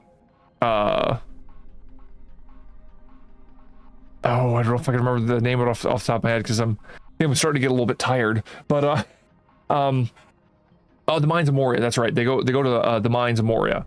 They walk there wearing the same clothes, not carrying any bags or food, not having any tents. They just seem to walk next door, but it's hundreds of miles. That was one of the things that I think they did well in the original Peter Jackson trilogy. They made it seem like they were traveling, and even if you're not paying it, even if you're paying attention, it you have to like really pay attention to realize, oh, some time has passed by, you know, during this section of time. You know, that it took a long time for Gandalf to go over and get to Gondor and you know, do some research and then come back to the Shire and all that stuff. Yeah, I know. Unfortunately, they don't know about scale. They don't know. Well, even if they know about scale, I mean, like, you have to understand, they're not like, they can't get into an airplane. They can't get into a car that goes 60 miles an hour for a super long period of time. You know, horses need to rest, or you kill them, literally. Like, you can run them to death. You have to be cautious with a horse, because you can accidentally run them to death. You know, it's bad. But no, yeah, they run straight for, you know, a week or more in order to travel back to the elves to save him. Yeah, so many things so wrong. Oh yeah, and then there's like Galadriel goes through like she talks to Halbrand and says, no, you need to fight against being angry and you know, this, that, and the other thing about your past. And then she goes off on like the guy who's the father of all the orcs, the twisted elf. Can't remember his name. His name also starts with an R, or an A, sorry. It's like Ardo or something. I don't know. It's some name. I don't care enough to care, but yeah, so she starts talking about like, oh, I'm gonna kill you, and I'm gonna but only after I kill all of your children. It's like, whoa, Galadriel is super dark. So I guess she actually does what her brother said to do at the very beginning, to touch the dark in order to understand the light, but holy crap. I mean, it's like, ugh. Again, that just makes no sense. And she just gave the exact opposite advice to Halbrand Sauron. So, oh yeah, and then there's I think one of my favorite things that I've seen is how Galadriel gets out of the jail cell, where she essentially walks by the Númenórean guards in full armor and whatnot, and they walk inside. It's so bad. I saw that in particular like a few times, because oh, that's who it was. Some guy named Shad was doing a review of it, and he was showing it over and over, and he's like, look at this. He's Australian, so I'm not gonna be able to do an Australian accent, I don't think, but you know, crikey, put another shrimp on the barbie. Anyway, but yeah, you like played at full speed a few times. Like, look, you can watch them walk inside of the jail cell, and then she closes it behind him. Oh my gosh, it's oh, and then the choreography, oh my gosh, where she's teaching the Númenor. The Númenóreans are supposed to be superhumans. They're like the guys that can compete with elves in terms of their battle knowledge and their abilities. Like, that's how good they're supposed to be. They capture Sauron. That's how good they are. They capture him and take him back to Númenor to make him a prisoner there. That's how good they're supposed to be. But no. Galadriel is going to teach them. Basically, you take this end. The way you kill orcs is you take the pointy end of the sword and you stick it in them. There you go. And then she tries to teach them how to fight, and it's like, oh, your feet are too planted or something. And the choreography apparently sucks in it. I'll take it from Shad because he's someone who knows like some fighting styles and how to use weapons and whatnot. From what I've seen anyway, he seems to be well educated in that type of stuff. And he was talking about how awful her fighting style is. Like, nope, she overextended here. Nope, I mean, that completely leaves herself open there. They could have just, reached over and killed. Nope, that's wrong there. Nope, she should have planted her feet there, not moving, So it was amazing watching him go through that and like just pick it apart. And I'm like, oh my gosh, this is so bad. But yeah. Oh, same with the new Star Wars series. Oh, is that oh yeah, I've seen that he's had some videos on that. I haven't had much of a desire to watch them, but I might now that you've mentioned it. That he was like criticizing some of that. Apparently, okay, I've heard horrible rumors about episode 3, where apparently they ruined the lore of that as well. Like they change what the Force is. They change who the Jedi are, I think, in it or something. So yeah, I'm definitely not looking forward to that. So yeah, so this is one of the reasons why like I don't even want to watch it, because I'm like, I kind of almost ignorance is bliss at this point. Like, because how much can they really screw up the lore? But I don't know. I might do it just to hate, to kind of like hate it even more. I guess I don't know if hate's kind of a strong word. I don't hate it, because again, I haven't watched it, so I can't really hate it. But and that goes for the it's the Acolyte. That's the new series. So the Acolyte and also here's the thing that okay, this might be a little bit of a hot take, and this might get me in trouble with Twitch for all I know. I don't know, but the fact that they're telling people, yeah, one of the points of us making the series was to make white people cry. It's like, wait, what? Why?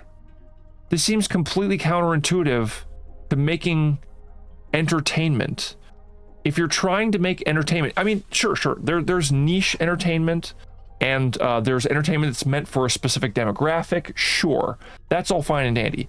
But if you're trying to make something that's going to be really successful, you're trying to appeal to as many people as possible.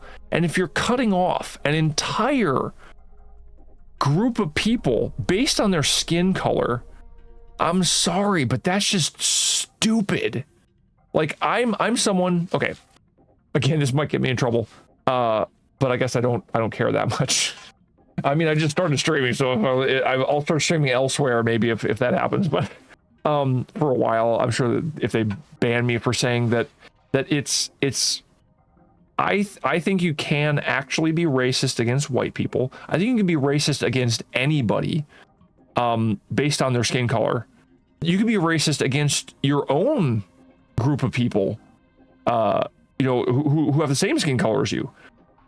All that racism is hatred, or the view that there is one particular, a hatred of a group of people based on their skin color, or the view that there is a superior race and inferior races based on skin color. That's what I would call racism. I know that there has been an effort to, or there are some out there who describe it in different ways than that. Like they try and add in, you can only be racist if you are in a position of power or something like that. But I don't agree with that, because that's, I think that type of racism, someone who is racist and in a position of power, can do more harm. Absolutely, I'll agree with that. But I don't think that means that only people in power can be racist. or something along those lines, or only a group of people, I guess a particular skin color of people can be racist if they're in power or something like that, or if they're the majority or something like that. That doesn't matter. So again, when I say it's stupid of them to say that we're making this, and part of the reason why we made this was to make white people cry, you're cutting out an entire group of people who could maybe want to watch what you're making and enjoy it and consume your product. I mean, if the purpose was to upset and make people feel bad, like a specific group of people, that's kind of racist. I mean, I don't know, maybe not entirely. I don't know, that one might not be completely toward that direction, but it's bordering on that, I'd say, at the very least. So again, it's like I don't understand if that's what they're aiming for, because like I said, when you're in the entertainment industry and you're trying to make something that has mass appeal, which I think Star Wars is supposed to be something that has mass appeal, you're supposed to try and make something that appeals to everybody. So what you do is you get an interesting plot, you make interesting characters, and you don't. This might be another thing that might get me in trouble, I guess. But another way that you can, this is actually a great example of racism, I would say, as something that should be avoided, is that if you look at a group of people based on their skin color and go, oh, well, they can't do this because they're of that skin color, that's a gross generalization. I would say that is starting to border on or go into a racist mentality. One of the examples of this, I would say, is when you go, the reason why we need to have diversity on screen is because this group of people over here can't identify with a character on screen unless it looks exactly like them. Okay, me, I can see characters, like I'm not a female Asian person, and I can identify with Eve on screen right now, right? There are certain aspects of her personality. There are certain things that I can understand about her. There are certain things I appreciate about her, that I can go, yeah, I like her as a character, right? I'm not an Asian female, right? I'm not an Asian woman. So if I can do that, I'd think that anybody can, regardless of your skin color. You shouldn't go, oh, well, these poor people over here who don't have, a bunch of people that look like them on screen. We need to have them on screen, otherwise they can't identify. That is, again, in a very backwards kind of way, seeming to say, oh, well, they're inferior because they're a group of people of this skin color who can't do something that I can do. So I think it could be that. It could be that. I would agree. Because I think that, because here's the thing. The US is very weird in when it comes to race. So I would kind of agree with that. And I am talking mostly about like Hollywood and Amazon, and stuff like that, and Netflix, which are all US based. So yeah, it unfortunately will have kind of that culture, that difficulty kind of built in. And yeah, what I'd say is, the only reason why I'm saying it's skin color is because I've read and seen people talk about it being skin color here in the States. Let's see here. No, all around population, companies, the whole country. Oh yeah, no, that's what I'm saying. Like all of the United States has some issues when it comes to how the majority, and again, I'm speaking generally, I think that there are individuals who live here who can think through things critically, can look at can go, okay, to think about things this way is more racist, so I'm going to stay away from that. There are people who are like that, but yeah, unfortunately, more or less the entertainment media has started to fall prey to the the strangeness in how the U.S. does handle race. Where I think you are correct on that. And because the people who are in charge of those things are the ones who are making the decisions about what gets pumped out, that's what starts to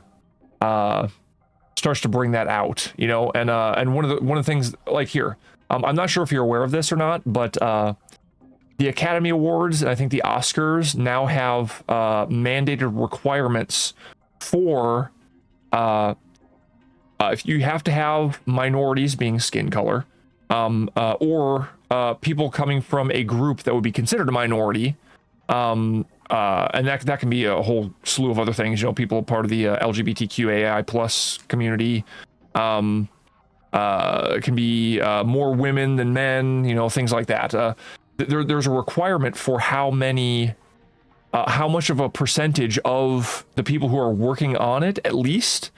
If you don't reach that quota, then you cannot get an Academy Award or an Oscar. So I see Hollywood as a result of the last 100 years of your way of handling it.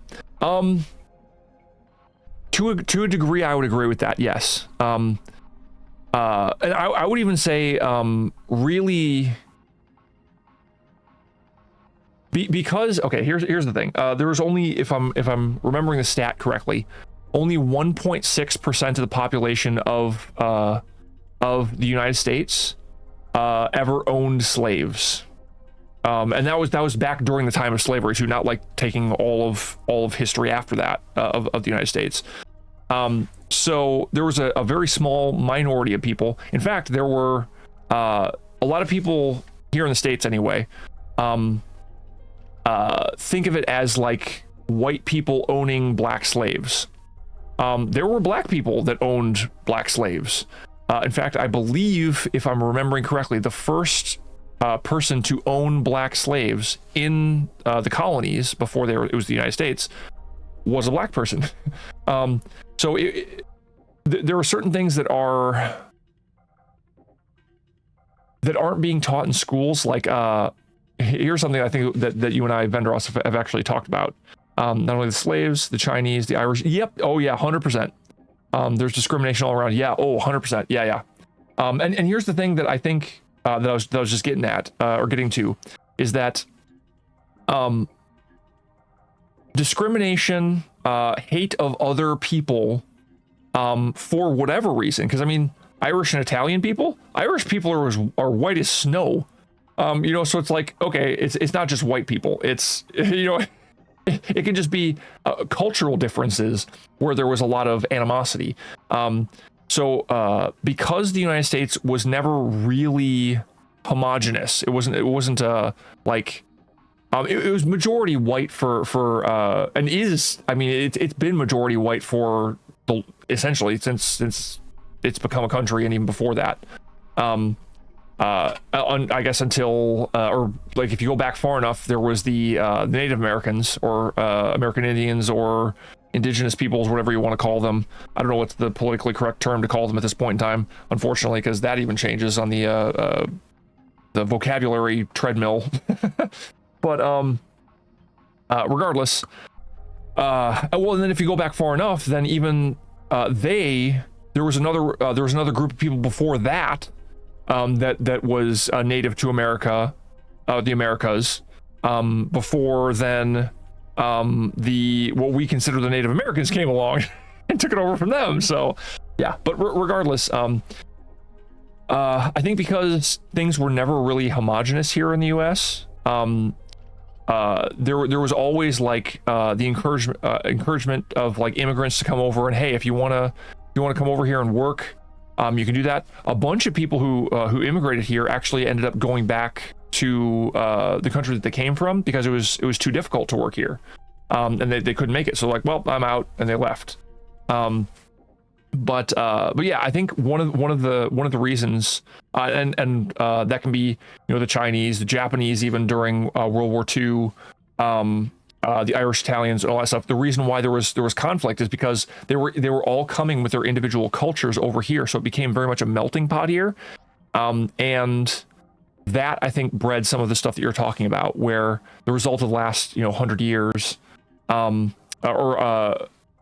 well, actually, I'd say once again, it's actually longer than that. I think from the inception of the U.S., it's been multicultural. It's been, and that's not even just talking skin color. It's multicultural. All, like a whole bunch of different cultures all coming over here and making their own little areas in different parts of a city or of the country. You know, that's how you can get places like New Orleans that has very much like a French immigrant, you know, type atmosphere where there's a lot of French influence because a lot of the French immigrants would go and they would live there. You can have I don't know, rather than going through all of them, I'll just say like there were different places all over. Like there's a place where Germans would settle, there was a place where Polish would settle, there was a place where Italians would settle, there was a place where the Irish would settle, you know, things like that. And they would kind of group up because they all had very similar interests. But as a result, it was not completely homogenous. The thing that the US has that is a benefit, but also comes the drawbacks that we've been talking about, is that there's an idea around which people are coming together, and that is the founding documents, you know, the Constitution, Bill of Rights, things like that. And I think it's worked. It had worked for a very long time. Unfortunately, now people are concentrating more on the cultural differences, the skin color differences, and racial differences, like you were talking about, like I've been talking about.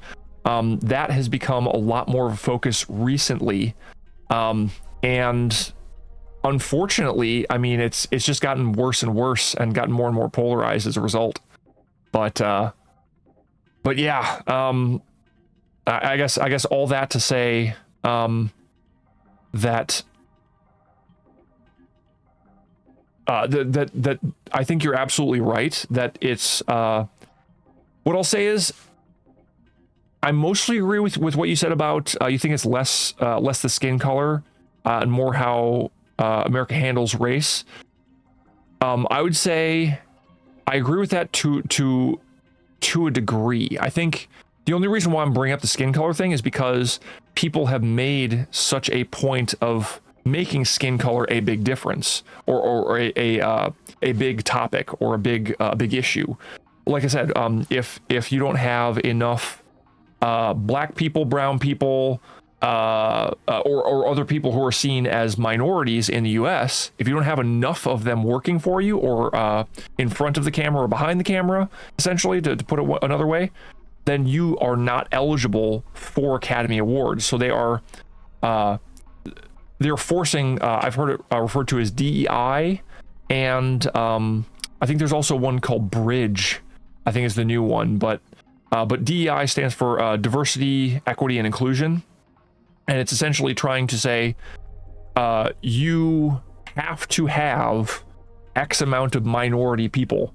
And again, that's typically referring to people of different skin colors, which again would be racial differences, I suppose. I mean, I'm of the mind, me personally, I mean, I've mentioned this, I guess maybe a couple times on stream. I have it on my Twitter and all that stuff, so it's not exactly a secret. I mean, I'm Christian, and I view all people as one race. I think that all people deserve respect. All people should love one another on at least some level.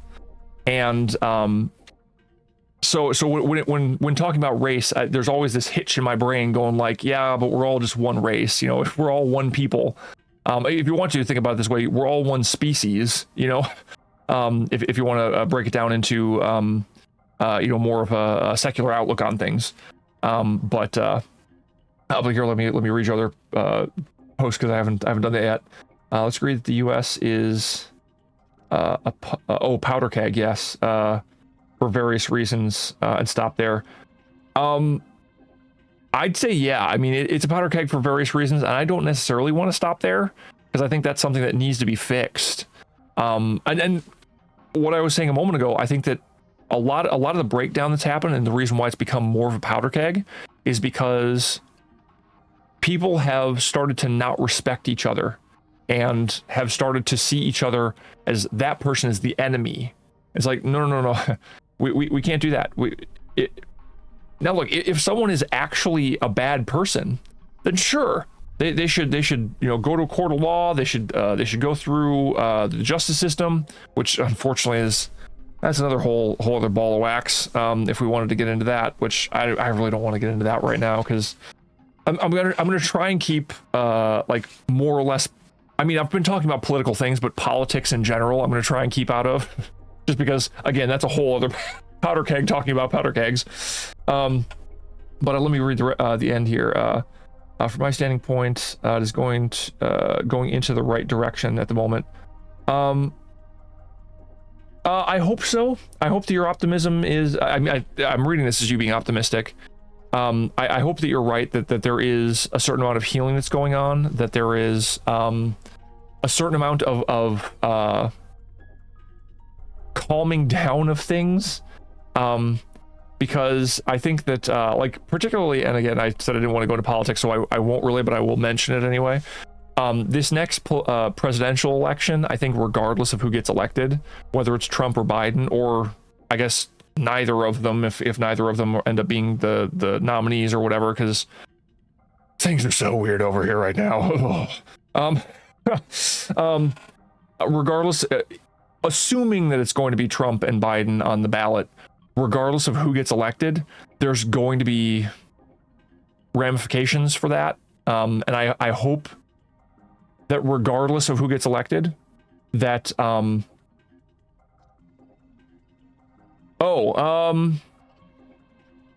don't know. I can see either one of them being elected where it's going to be really weird.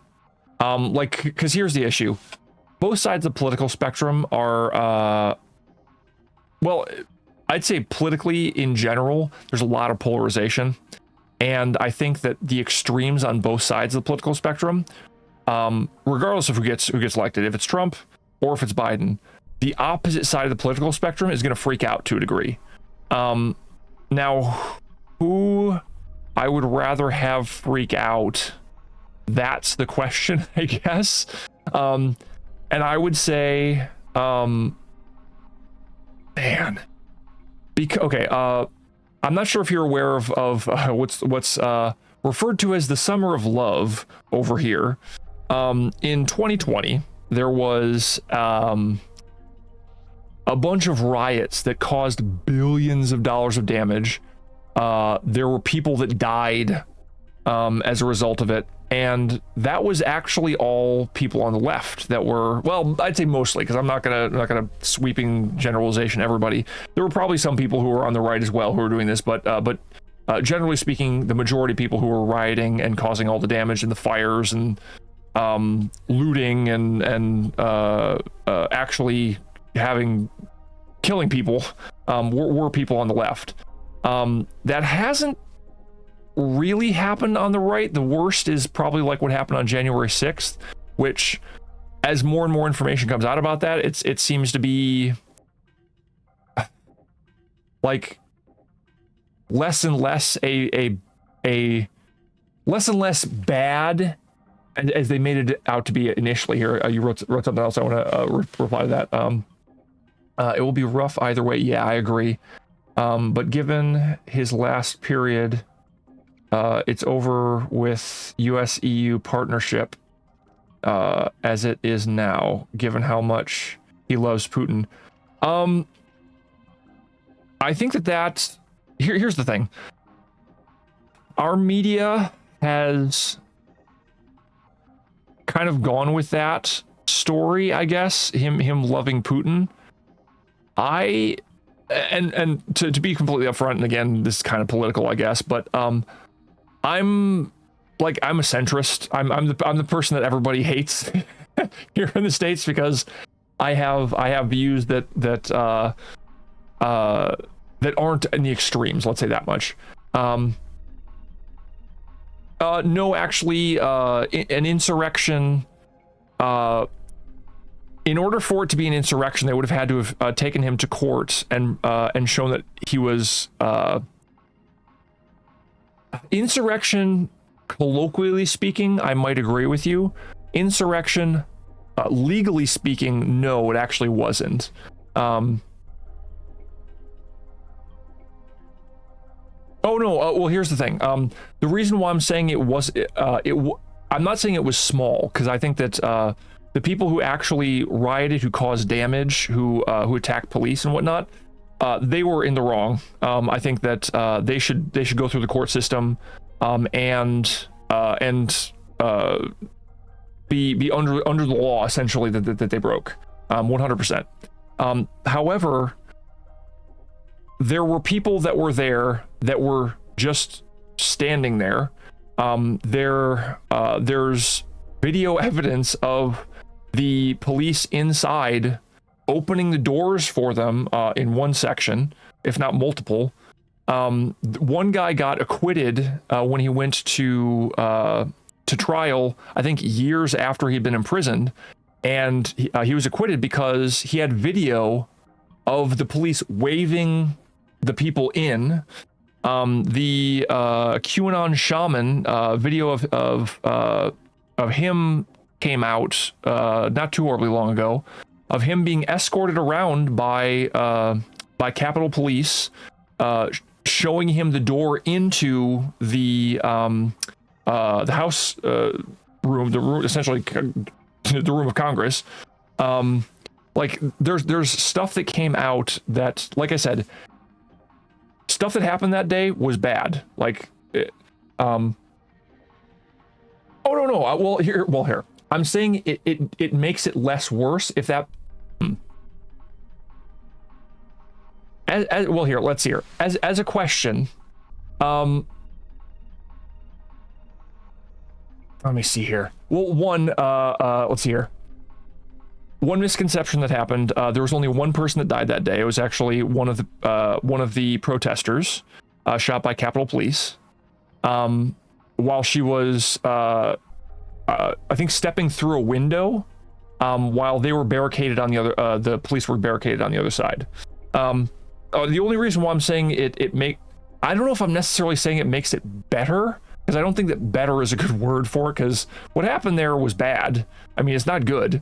But I guess in a way I'm saying it makes it slightly better, because what I'm saying is it made it better than what they initially said it was. Let's say that much. Oh, good. Yeah, another person who's trying to sell me stuff, unfortunately. No, I appreciate you trying to give me stuff, but right now I'm saving up for other things. So, but okay. No, what I'll say is I'm not defending the people. Don't get me wrong. Like I said, the people who rioted, caused damage, broke into the place. Yes, 100%. I'm not defending that. That was wrong of them to do.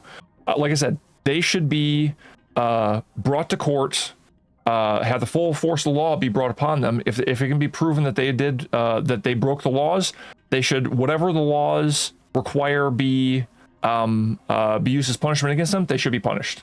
I'm not defending that. What I am saying, though, is what initially was reported made what went on sound a lot worse. Like, initially they said that I believe it was 4 police officers died that day. No police officers actually died that day. Police officers were attacked, and again, the people who attacked them should be charged, should be punished. Again, not defending them. There are people. Okay, here's a great example. There was an old grandmother who showed up after everything had already happened, walked up to the building, saw that the doors were open, walked inside, looked around, went, huh, cool, this is the Capitol, walked out. She got arrested. I'm sorry? Are you going to defend that? I don't think so. She got arrested as one of the rioters, like, and held in jail. Like, there are still people today who are being held in jail from January 6th, haven't had their speedy trial as you're supposed to get over here. So again, what I'll say is, what I'm trying to say is that what was initially reported, there were a lot of inaccuracies. So when more information came out, it's making it seem less worse than how they initially reported it. Whether or not it was an insurrection, That would depend on whether you're talking legally or colloquially. If it's colloquially speaking, then yes, I would say that it was an attempted insurrection because it wasn't an actual insurrection.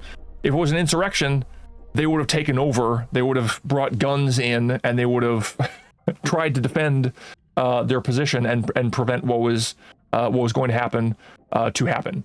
That type of stuff. So again, like I said, to be clear, I'm 100% not defending people who broke the law that day. People who broke the law should have the law, full force law put against them. People who walked inside the building were waved in by police. You can't be trespassing if the police officers who were in charge of keeping that place safe wave you in or open the doors for you. That's what I'd say.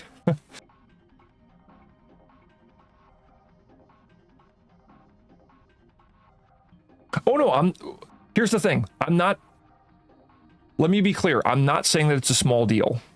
I'm saying that what was initially reported made it seem humongous, made it seem awful. I'm saying it's not as big, not saying that it's small, because like I said, that happening is bad.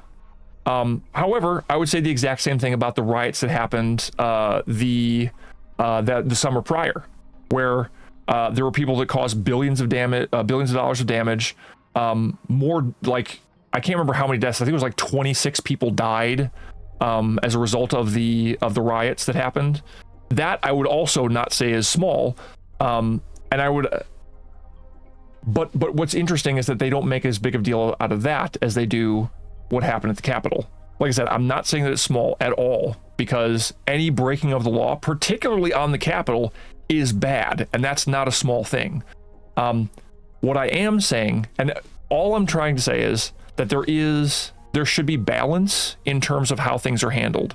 You should not treat an old grandmother who walked into the building like an hour after the riot happened, and then walked back out. You should not treat her as the same on the same level as someone who picked up a fire extinguisher and hit a police officer with.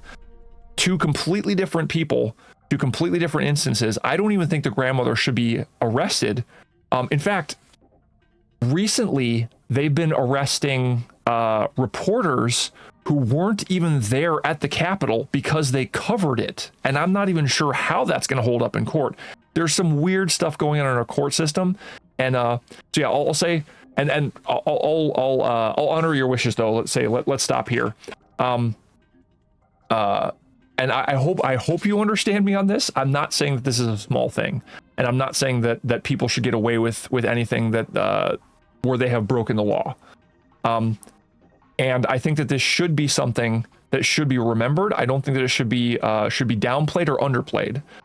All I'm saying is what was initially talked about and what's been pushed, because I've heard people say that there were police officers that died that day, when that's demonstrably not the case. So if people are lying, I'm going to say, no, that's incorrect. That's not making small of the situation. I think there were, if I'm not mistaken, 2 police officers that died after, it was days after. One of them committed suicide and the other one had a stroke, I believe. Now, could those 2 things be related to what happened on January 6th? Absolutely. If that is the case, the people who rioted should be held accountable for that. Again, that's hopefully not me. Hopefully that doesn't sound like me trying to make small of it, because I'm not. And I'm not saying that it is a small deal. It's not. Any crime is not a small deal. Well, I'd say some crimes, like, oh no, okay, shoplifting. Well, that's not a big deal. It's still not good. It's still something that should be charged and whatnot. But yeah, regardless, neither here nor there. What I'll say is 100% agree with you. It should not be talked about as if it's small. It should be talked about accurately. That's all I'm saying. And initially it was not talked about accurately. All I'm saying is that the more information comes out, the more it seems like what they were initially saying was super bad is not quite as bad as what they were saying. That's not me saying that it's small.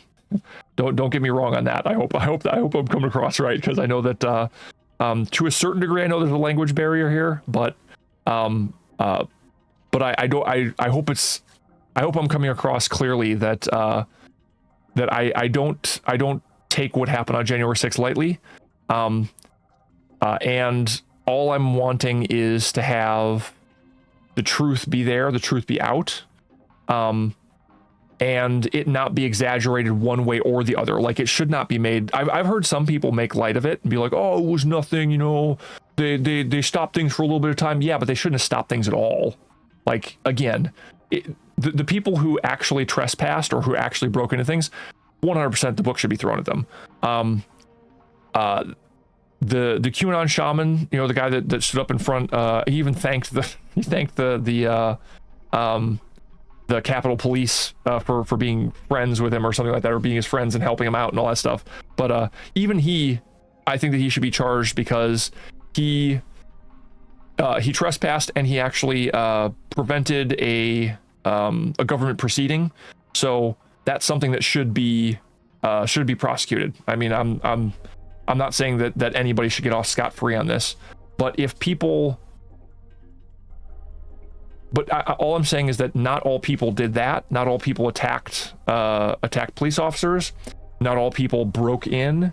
You know, some people just walked in when the doors were open. So, but like I said, I'm trying to respect your wishes to stop there and say, we may not have common, like, completely common ground or a complete understanding of each other's positions, but I hope I'm making it clear that I don't think that what happened on January 6th is a small deal. Just because I'm saying that there were inaccuracies in what was initially reported, and those inaccuracies should be corrected. That does not mean that I'm trying to be like, oh yeah, and that means that it wasn't a big deal. Because yeah, here, I'll say this one last thing, because I think this is also very it's very much a parallel and no one hears about it. So did you know that I believe it was in March of 2020, so this was before January 6th, this was what is that, 8-10 months before January 6th or something like that, somewhere around there, 9 months. The White House was attacked by leftists, by people on the left. They set fire to a guard shack, burnt it down, causing it was so much of an attack that they brought the president down into a bunker underneath the White House because he was there at the time. Did you hear anything about that? Did that talk about as an insurrection at all? Like them literally setting fire to things and going into the White House property? Because that one's not reported. I don't know why. Because that one actually caused more damage. Oh, in fact, I think they even injured a cop as well. One or more. I'm not sure. I'd have to double check that one. But I've heard that there were attacks on police as well. So, but we don't hear about that one. I don't know why. You know, it's like, nope, it's all about January 6th. Well, what about the time that people on the left attacked the White House and caused, I think, more property damage than they did on January 6th. It's weird. Yes, that would I would say that would I'll have to look at fact check. Yeah, I'd say definitely look into it, because like I said, it was I've seen some people, and I don't know if I completely agree with them, because again, like I don't, legally speaking, I don't think that this either would count or qualify as an insurrection. Colloquially speaking, it could, I guess. I don't know, but I've heard some people try and make the case that, oh well, what about the insurrection of March, you know, whatever, of 2020? You know, it's like, so they tried to then make a parallel between January 6th and March, I think it was 20 somethingth, I don't know, 29th or 23rd. I can't remember the date off the top of my head, because again, it's not super important to me. But again, it's something that is, it's something where it's like, okay, well, you want to talk about interfering with government proceedings, they caused the president to have to flee into a bunker. So it's weird.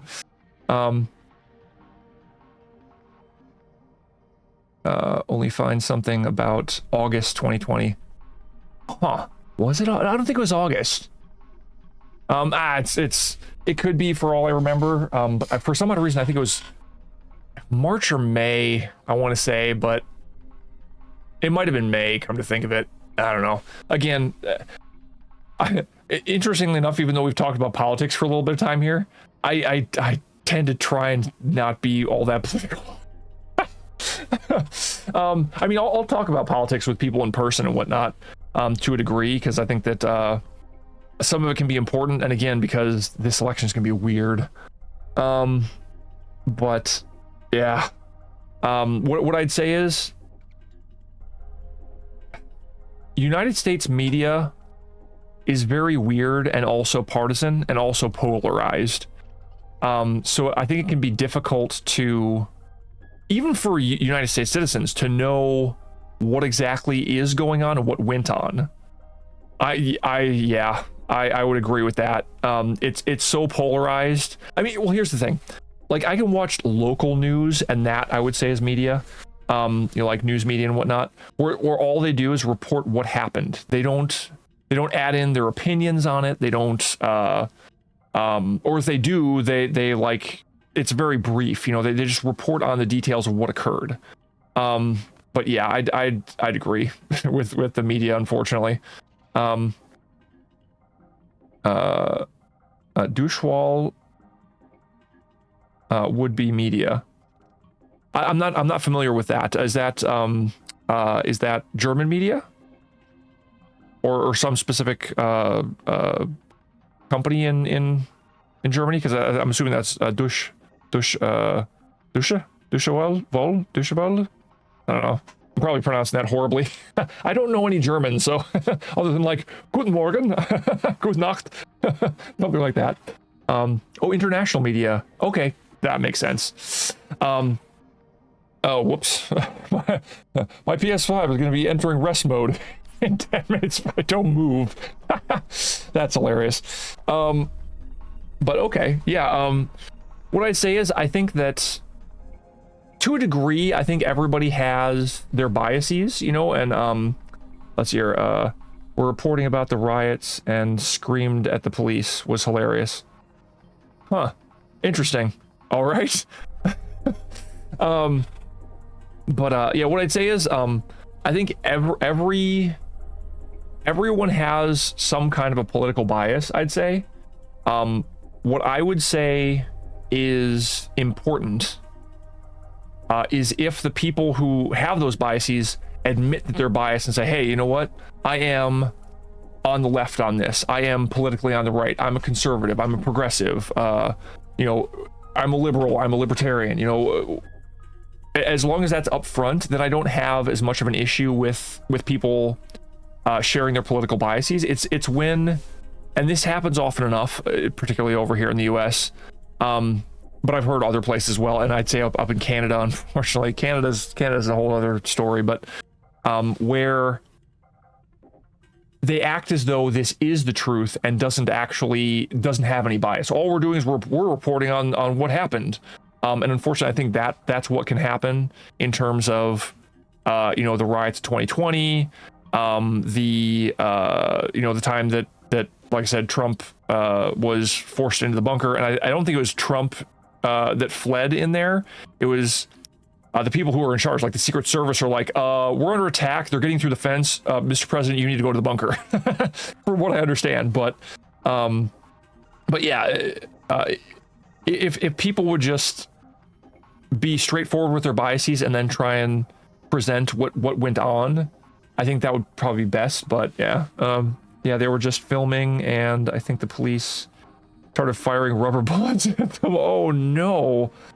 Reporter was mostly annoyed by it. Yeah. I mean, rubber bullets, they can cause some like skin damage, but typically, and they can cause some other damage depending on where you hit people, but yeah, typically it'll just cause a little bit of like skin damage, bruising and whatnot. But yeah, that's eek.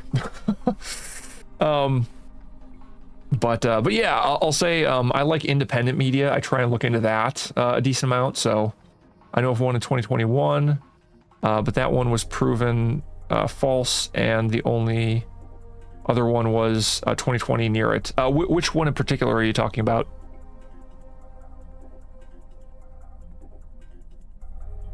I know of one what, I guess, because I think I lost the reference. Sorry. Oh, the August one. Oh, gotcha. I mean, I could try and look it up myself, honestly, just to see if I can find it. No, not Google.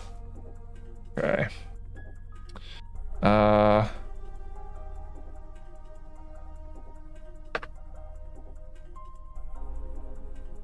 I'll put both in there just in case.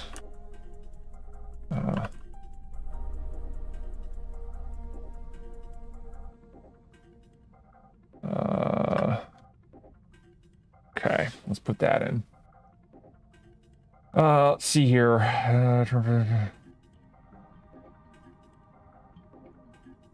Trump fled to a bunker as protests over the George Floyd. Yeah, May 2020. Okay, you're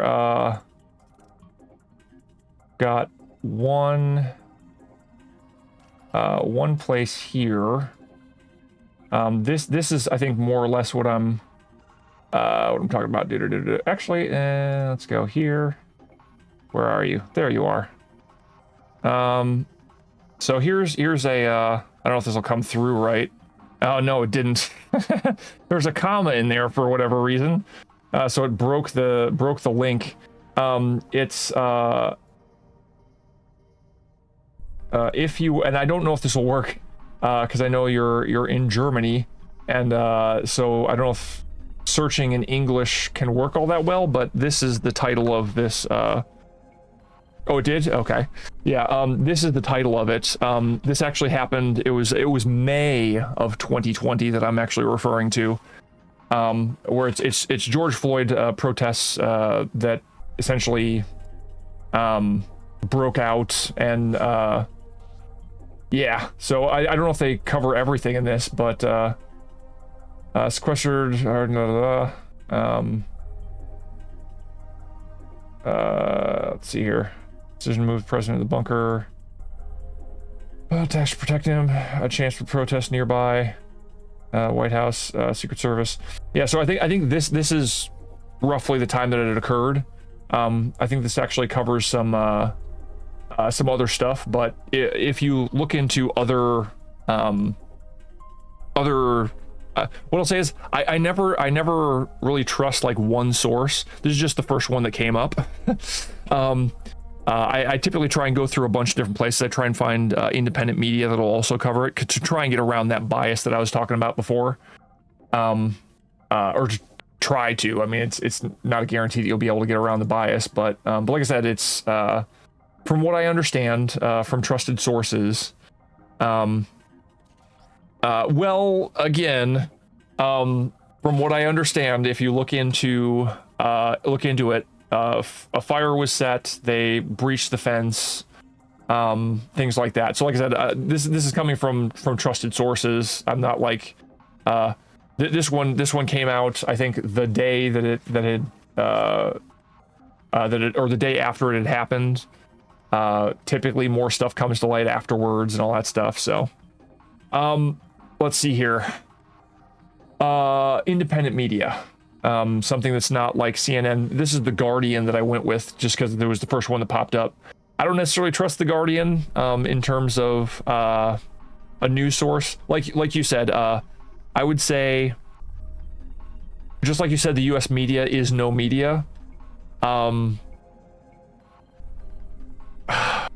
fact that they will cover certain things and not others, and cover them in specific ways. To go back to the original topic, one of the things that people have noticed, and it's kind of sad but also kind of funny, that goes on here in the States. One way that you can tell that if an attacker killed someone was not white is they won't report on the race of the person who was the attacker. DW? What's DW? Just because it's oh gotcha, the thing you mentioned. Gotcha. Never mind. I don't know, honestly. Gotcha. It's tries to stay as neutral. What I'll say is that's great if they actually are. Yes, yeah, yep. The Deutsch. I can't remember what it is off the top of my head, but yes, the thing that had a somewhat German name, where I was like, oh, that seems like it's probably a German thing. Yep, it's German. Okay, cool.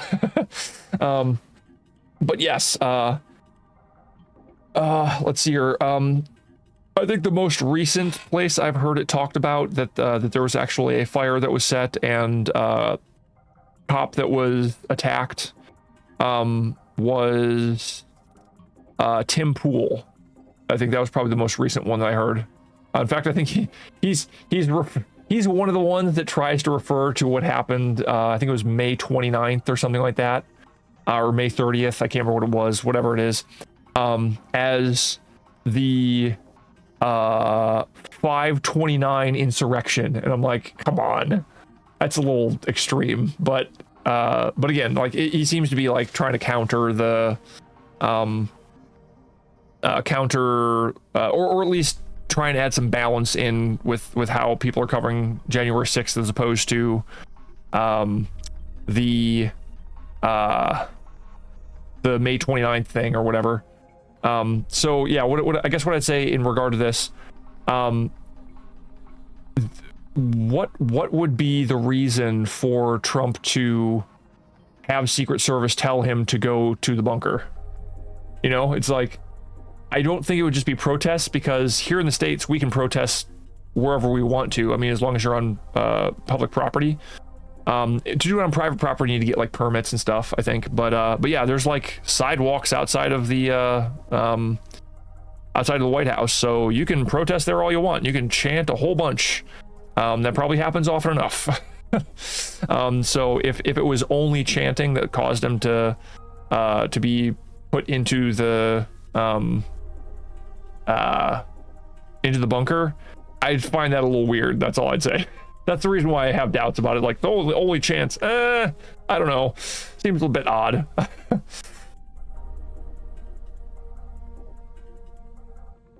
Oh, gotcha. I suppose, okay, here's one of the reasons why I would say that wouldn't, well, the reason why it would surprise me is another thing that Tim Pool actually brings up a lot, is what Trump did in the DMZ between North Korea and South Korea. So Trump walked across the DMZ into North Korea and shook hands with, I think it was Kim Jong-un or whatever, Kim Jong-il, I don't know, whoever was in power at that time. To probably the dismay of a bunch of military and Secret Service people. So I don't think he'd necessarily be afraid and bail. But again, it's possible. That's 100% possible, because I don't know the dude. But I've got instances of other things where he didn't bail when things were going on that could have been there were security people all over the place. Well, that's again, that's one of the reasons why I'm thinking that there was an actual attack that was going on, and the Secret Service went, there's an attack going on, we don't have all the information, come with us, Mr. President. Because I mean, it's an attack on the White House. So again, and well, there are security people all over the place. Same thing at the White House. There's Secret Service all over the place. There are snipers on the roof of the White House. So it's like, if there are security people all over the place, he's probably fine inside the White House. So why would he get scared and run down there? So again, like I said, for all I know, it could have been that. I don't know. But there are certain things that make me think, wait a minute, that doesn't seem... There were instances where he should have been afraid, where he wasn't. Yeah, I don't know. What I'll say is I'm willing to give the guy the benefit of the doubt as a result of other things that I've seen. So that would have been all over the place if the left had no. Here's the thing. Easier to explain would be that he was scared. Like I said, it's. I'm not saying that it's impossible that he was just scared, but it just seems a little odd. One of the things that I would say is, have you heard about all the other insurrections then that happened across the United States? Like, in my state, there were people who actually took over the Capitol in my state. They went inside, caused disruption to political or government proceedings. They weren't arrested. They were just let out because it was people on the left. I would say don't underestimate how left-leaning our media, which you, as you admitted, isn't really the media, is. Source? Oh, okay, I don't want to dox myself, honestly. What I'd say is, look into things like, during the 2020 riots, having police stations burned down, having capitals taken over, look into those types of things. And again, try and find multiple sources, because there will be some sources that will try and make not a big deal out of it, and some sources that will actually cite what occurred, or something along those lines. So, here, I suppose I could, if we want to go down this path, I suppose I could technically try. Again, I don't necessarily know if I want to go too horribly deep into this, but, let me see here. Oops.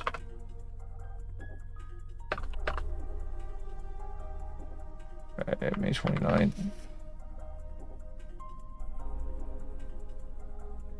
Here, protesters clashed with Secret Service outside the White House.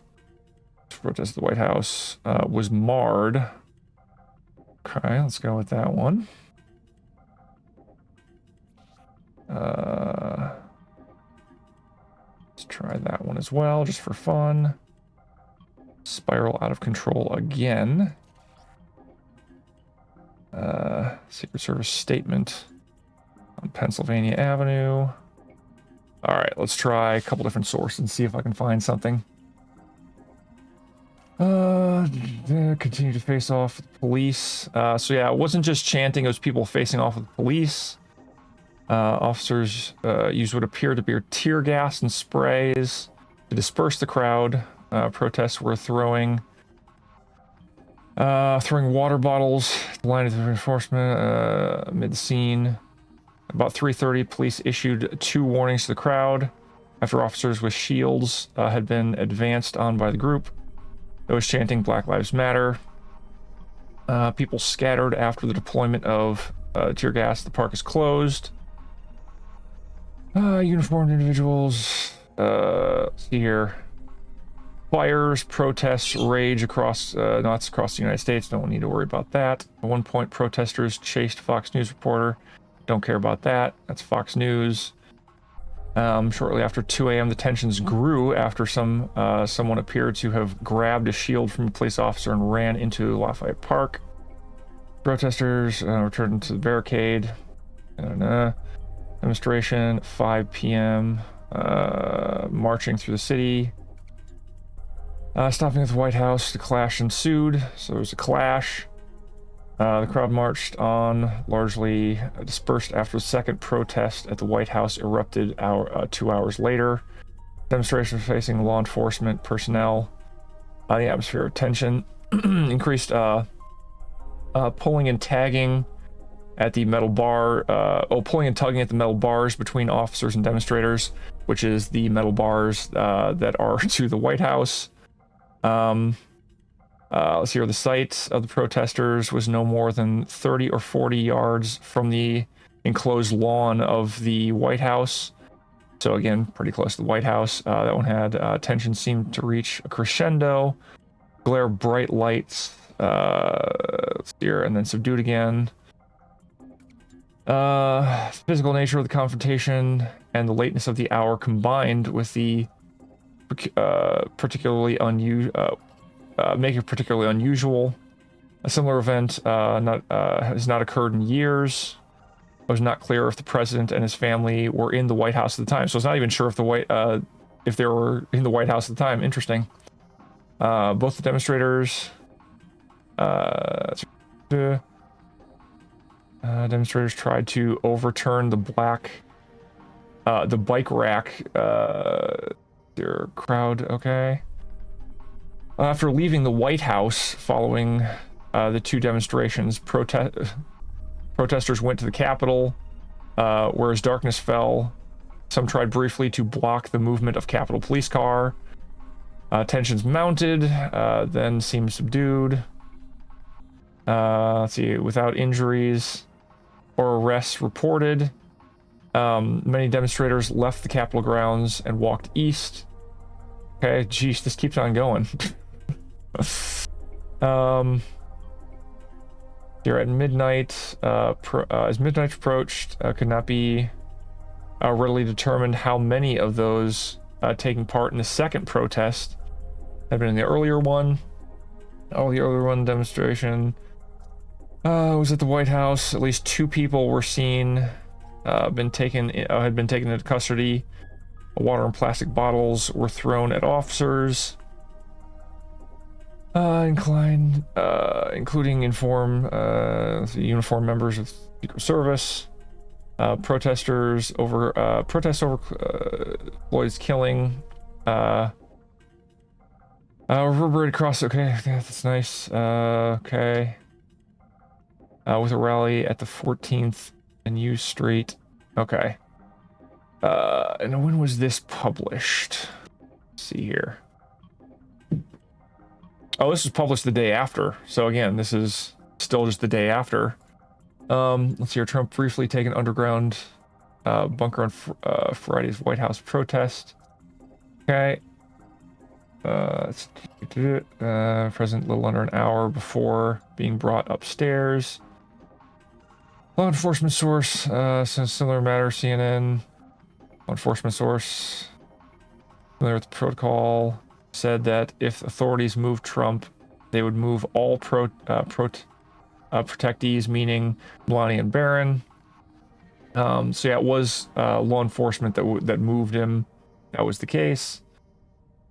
Late Sunday night, the White House cautioned staffers who must go to work on Monday to hide their passes. So it was not just chanting, it was enough to have them say, hey, you should probably hide your passes just in case.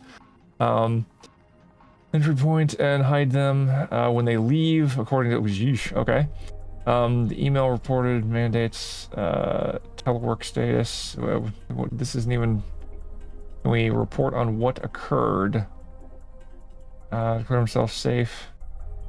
Let's see here. On Saturday, only hours after the protest outside the White House had ended, Trump declared himself safe as he lashed out at the city's Democratic mayor and raised prospects of the supporters gathering in a place that night in what would amount to a counter-protest. Okay, how about we talk about what happened? Okay, this is not a good one, I guess. Let's see here. Protests near White House spiral out of control again. Looks like I'd have to pay for this one.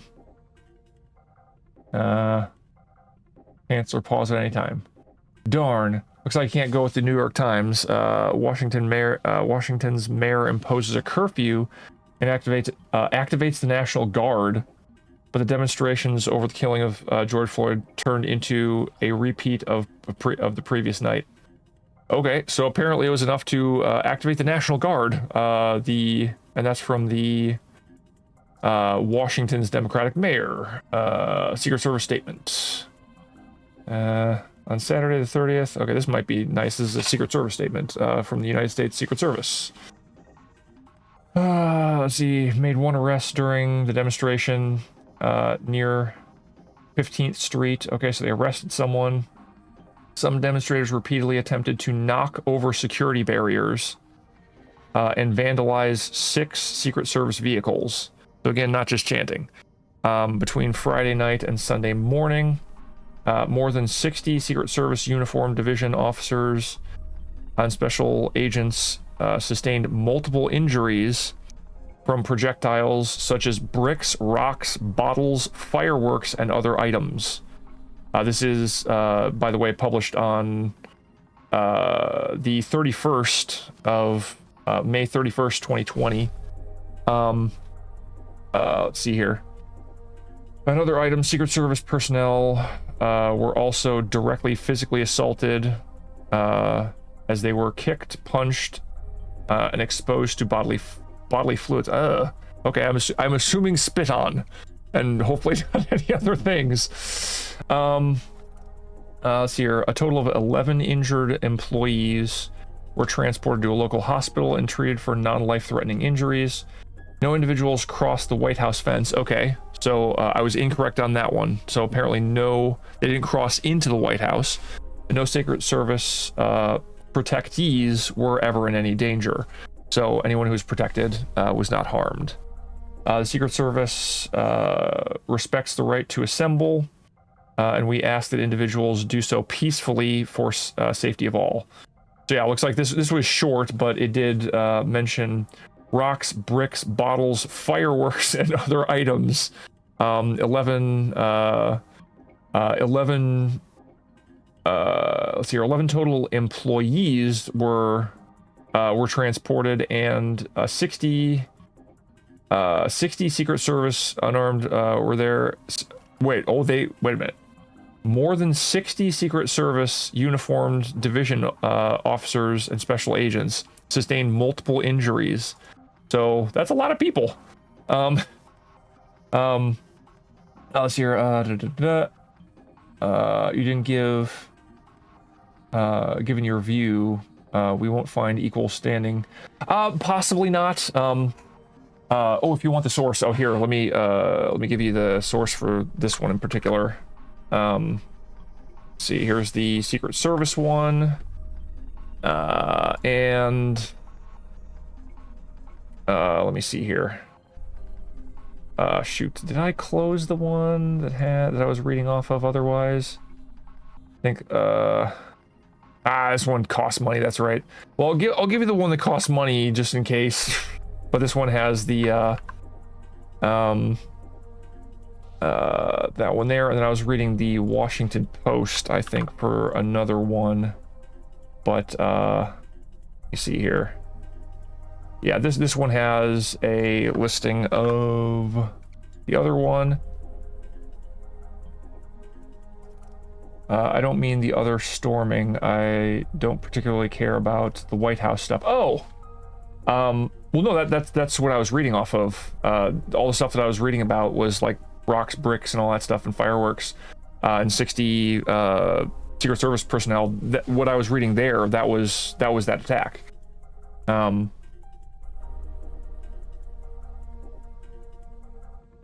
This is the other storming that I mentioned. This is the White House thing that I was talking about. I mentioned I was incorrect. They didn't actually breach the White House fence, but they caused at least some kind of life-threatening harm to 60 Secret Service and special agents on this particular one that I'm talking about. But yeah, what I was just reading from was this stuff. But yeah, pretty normal stuff for riots, I'd say. Yeah, so it was essentially a riot outside of the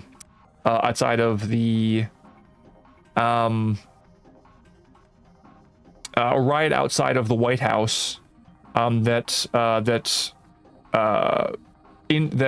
caused government proceedings to be halted because the president and any of the protectees of the Secret Service were escorted into a bunker. So I'm essentially drawing somewhat of a parallel between what occurred on the riot, which I would say I'd feel more comfortable calling it a riot rather than insurrection for what happened on January 6th. But again, if you're going to call one an insurrection, possibly the other one too. They didn't get inside the building, I'll say that much, but they were firing fireworks, at Secret Service agents at the White House. So it seems a little weird. I think the weapons that would have been one if they stormed the White House, which they didn't. Okay, then a failed insurrection. Well, I would say that there were people who were waved in. The people who broke in, absolutely. And if it was an insurrection, then they would have actually stopped something from happening.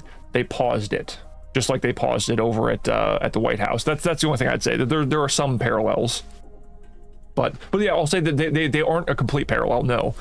But the fact that I think actually, how many people were injured on January 6th?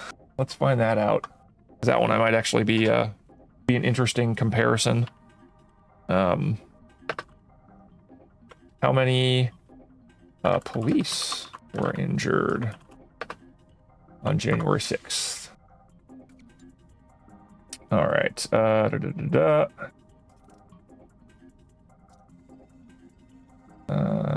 U.S. Capitol attack. Let's see here. Previously, results in. Yeah, nope, that's actually incorrect. I'm not gonna read based off of a source. Let's see here. So yeah, it looks like it was about 80, so it was about the same. From I've kind of glanced over a couple different sources. Oh yeah, here's one that's like saying, oh yeah, at least 17 officers remain out of work due to injury. So it's like, okay, well, just 17. Let's see here. Yeah, so here, and there's approximately 452 defendants. Sheesh. But yeah, so it looks like it was roughly equivalent, maybe a little bit more at the Capitol, which again, I'm saying both are bad. Like, I'm not making light of either one of them. But yeah, so it's so both things were bad. Attacking law enforcement, trying to break down barricades, anything like that, that's bad across the board. I would say prosecute them both. anyone who caused damage or harm, that's bad, should not be made light of. That's not a small thing. Anytime you attack law enforcement, that's stupid. So, but yeah, what I'll say is there is a possibility we just won't align on this. You seem very much set on that what happened on January 6th is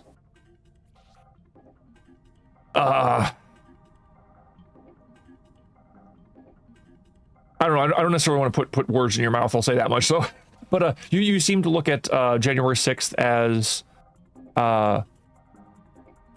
more than I do. Even though I still say that one, it's bad. So I think we can agree on that. Two, it's not a small thing. I think we agree on that. And let's see here. I'd say that I'd hope that you would possibly agree with me that, like, anybody who, because here's the thing. This is something else that's kind of unknown about January 6th is on one side of the building, that's where the rioting was happening, where people were causing damage to the building, were fighting with police. On other sides of the building, things were just a peaceful protest. And then, like, people would walk up to the door, and then the police opened the door for them and waved people in. There's videos of Capitol Police saying, "Well, I don't agree with what you're saying or doing, but you know you have the right, to be here." So people who went to court who had that video were acquitted, from any wrongdoing because of what was said on video and whatnot. So with those people, I don't think that those people should be lumped in with the people who were rioting. That would be like saying, okay, there were some people who were peacefully protesting, and then there were people who were breaking into stores and looting, and everybody gets arrested and charged with the rioting and the theft. that I'd have an issue with. In a very similar way, I'd have an issue with every single person who set foot or didn't set foot, because there are people who have been arrested who weren't even. I think there was one guy who was sentenced to 22 years in prison, who wasn't even in DC at the time, because they said that his rhetoric, what he had said, incited people, and I'm not sure how that's worth 22 years in prison, but it's very weird. So there's some weirdness going on in the U.S. Let's say that much. I would like to have, me personally, I'd like to have all the information. I mean, I still scrolled across something from, I think it was the 2022 or 2023 that said that 5 cops died, and that's not the case. So I don't know. It's there's a bunch of misinformation going around. Like, I don't like when people here's an example. I'll actually defend Biden at this point. There are people who are like, oh, Biden was pooping. Look, he's bending down to a chair that doesn't exist or something like that. They were making fun of him for that. The chair was there and he sat down in it moments later. So they took the clip out of context and they were making fun of him and trying to make him look like look like an idiot, or look like he was taking a poop, in his pants or something. That's dumb. You shouldn't do that. Similarly, there have been things like that done with Trump, where I can't believe that our current president still said that Trump said there were very fine people on both sides when referring to white supremacists and neo-Nazis. That's absolutely not the case. If you watch the entire clip of him talking, he talks about very fine people on both sides, and I'm not talking about the neo-Nazis or the white supremacists who should be condemned totally. So again, things like that, I'm not a fan of on either side. Like when people take clips out of context or try and make light of something, or ignore something, when it's like, no, there's at least some parallel between these two things. Can we at least charge both sides of this? or make as big of a deal out of it over here as we do over there? Can we make a bigger deal out of like billions of dollars of damage and 26 people died? It's like across the nation. Yeah, it's all what I would love. And again, we may not agree on this, and I'm perfectly fine with that. I'm not gonna like try and I'm not gonna try and do any more than I already have, I guess, to say, hey, I think that there are some things that are not being fully covered or being covered in a biased way on both sides of things. Like, I think there are people who make way too light of January 6th. They try and be like, oh, there were some people that were doing stuff, but the vast majority of people, it's like, no, there were probably hundreds of people who were rioting, who were trying to break into the Capitol, who caused damage. That's bad. Like, come on, you can't make light of that. And then on the other side of things, there are people who are, the reason why I referred to it as the Summer of Love, the riots of 2020, is because there were news networks that were calling it, oh, it's like, yeah, they might, there was a place where people took over and kept police out and were like, essentially like, they called it an autonomous zone, where they actually, I think it was the mayor said, oh yeah, they might protest some more. It'll be a summer of love.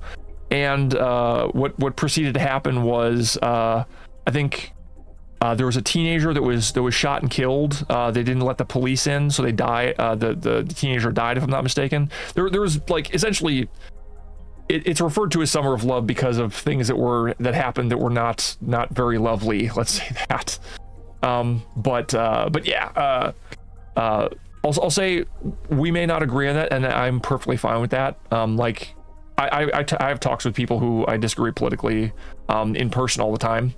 But I'd hope that the both of us could agree that whatever happened in any of these instances, if laws were broken, they should be charged. And if laws were not broken, if people were arrested or detained, they should be let go. Like if someone was just on the property, because that's happened. Like, they were standing on the property, the riot was happening on the other side of the building, but they found out that person was there on January 6th. They arrest them. Or, like I said, people who weren't even there, or reporters who were there who were simply reporting on what was going on, are being gone after now. It's I don't think that's okay. Let's say that much. But yeah, regardless, yeah, even if we don't agree, I still think that I'm sure we both agree that people should be humane. People should not riot, regardless of how bad off you are, unless you are under some kind of a tyrannical government, at which point in time you're essentially not protesting, you're taking up arms against them, or something along those lines. But I think that even the U.S. is at least far from that to a degree. At least I hope it's not heading that direction where it's going to be completely tyrannical. But yeah, it's I think rioting is something that should not be taken lightly, and you should not just go out and riot to steal things because you want stuff, you know? But yeah, this is one of the reasons why I try and stay away from politics, but we've stayed on the topic for a while, just because I guess to a certain degree I'm just trying to, I personally like balance in things, and I've seen, and my reaction to what you're saying may not be maybe next to nothing to what you've actually said. Oh, do I by chance watch Vosh? Oh, sorry, I didn't see that until now. Sorry about that. You asked me that a while ago. I don't think I've, no, I don't think that I'm not even sure I know specifically who Vosh is. But I do watch Tim Pool on occasion, because I like that he's I like that he is more left on some things that than I am. I'd say that he's kind of he's very much like a centrist like me, to a degree. So but yeah, I mean, I don't even really get I mean, I do watch political things, I'd say particularly this year, just because there's an election, but yeah, pretty much the opposite side of Pool. Okay. AKA left and not as right as Pool. Oh, one thing I would say is, I think the left and right thing might be a little bit odd, because I know over in Europe, the left and right spectrum is slightly different. For me, Tim Pool's a little bit on the left. He's definitely a centrist, though. I wouldn't call him right wing.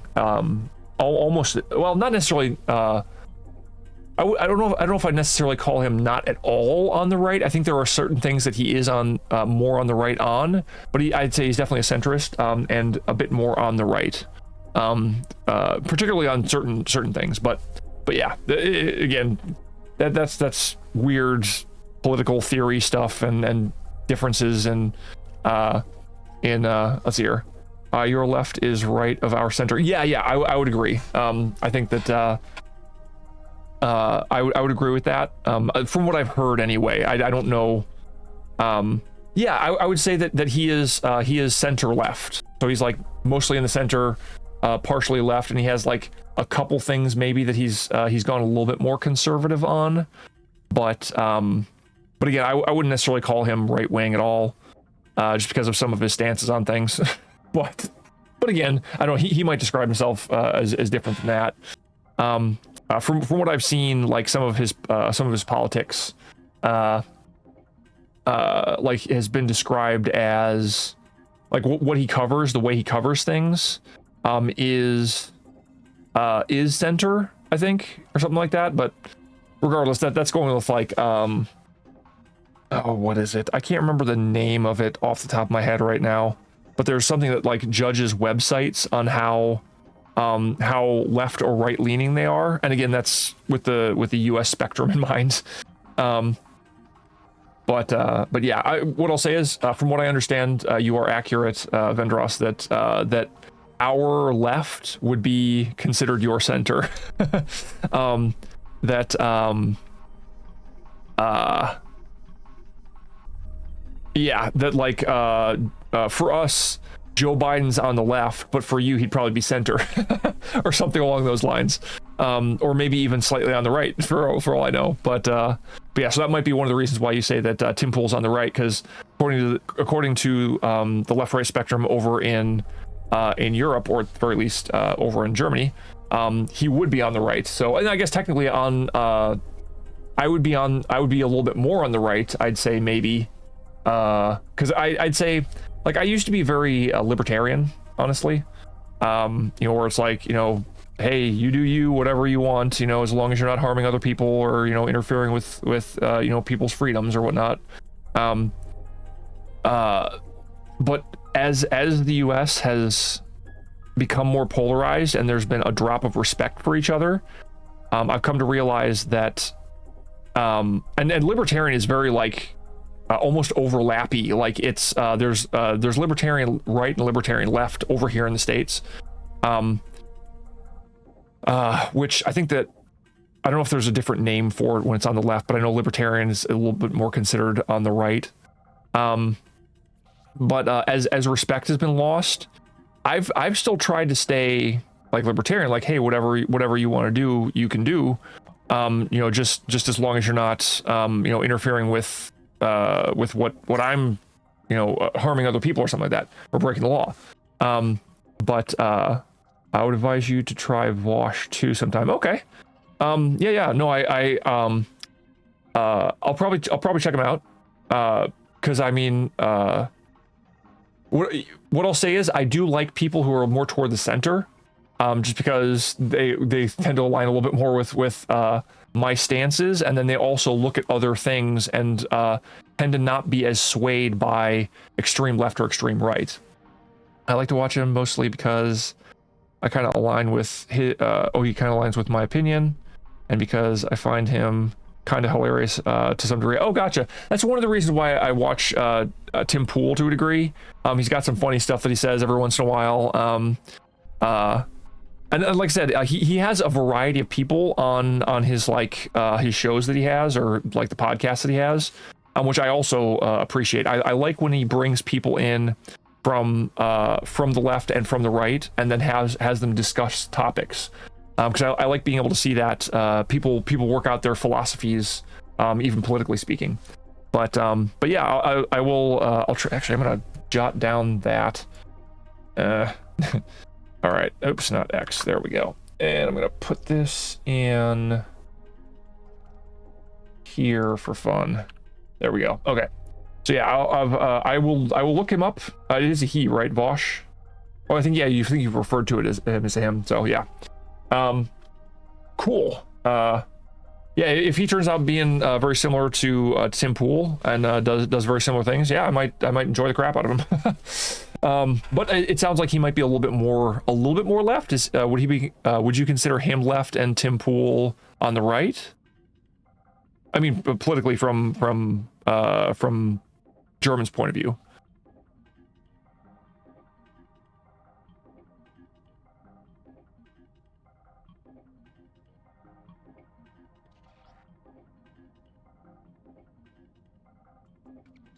Oh, don't know. Okay, yeah, that's fine. I'll check them out. I might let you know if I find them to be more on the left or more on the or the center. Gotcha. Okay, center.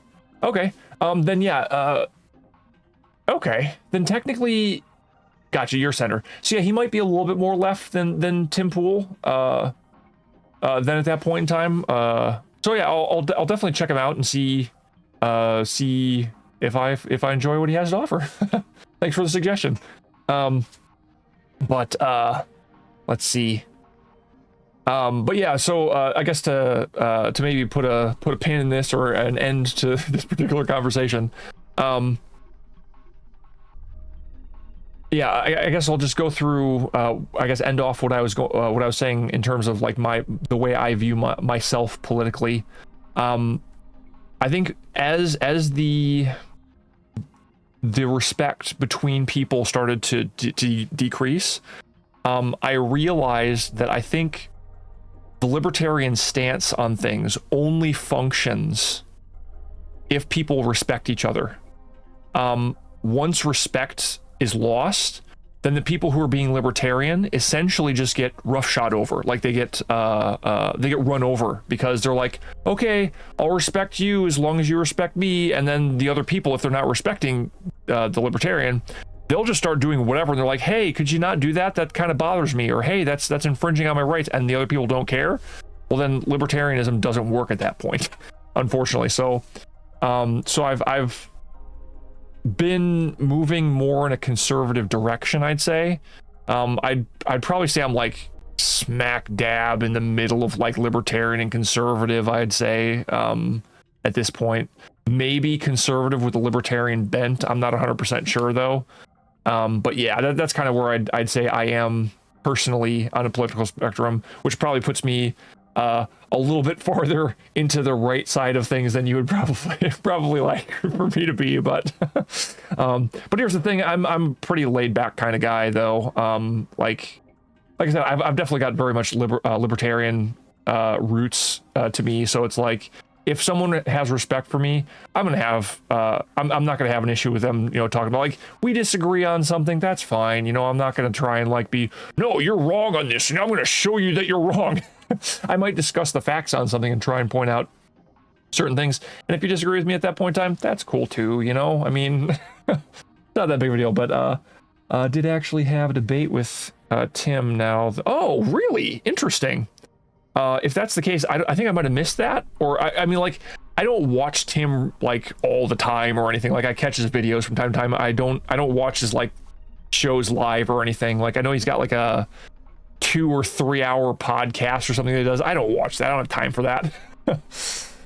Yeah, about 4 hours. Okay, gotcha. I'm gonna look that up then. Because I would love to see the two of them talk things out, or debate between the two of them. That'd be interesting.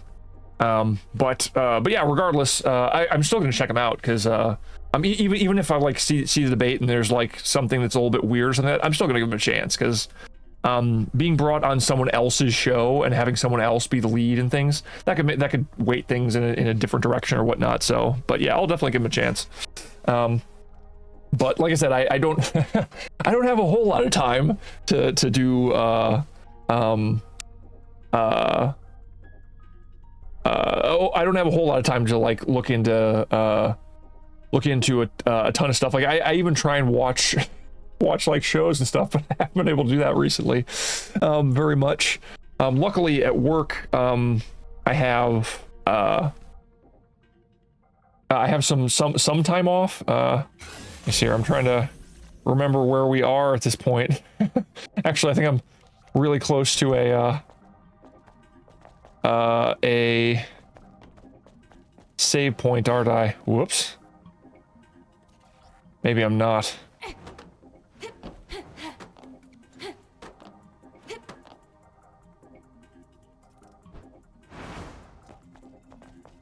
Yeah, I think the save point's right around here. I'm trying to find the save points just so I can, actually, you know, I don't...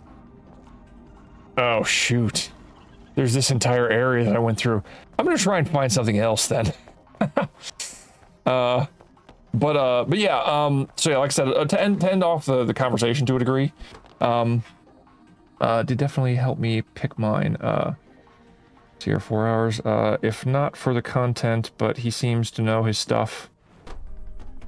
About suits. Oh, you mean lawsuits, or like suits as in things you wear? Definitely help me pick yours. Pick your suit or your political leaning. I'm always glad to see this one.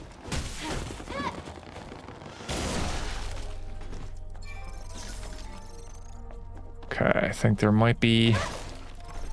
Oh, never mind, nothing over there. Oh, suits and cloth, oh, gotcha. Okay, you wear suits, interesting. Okay. Cool, oh yeah, I'm gonna get ambushed here.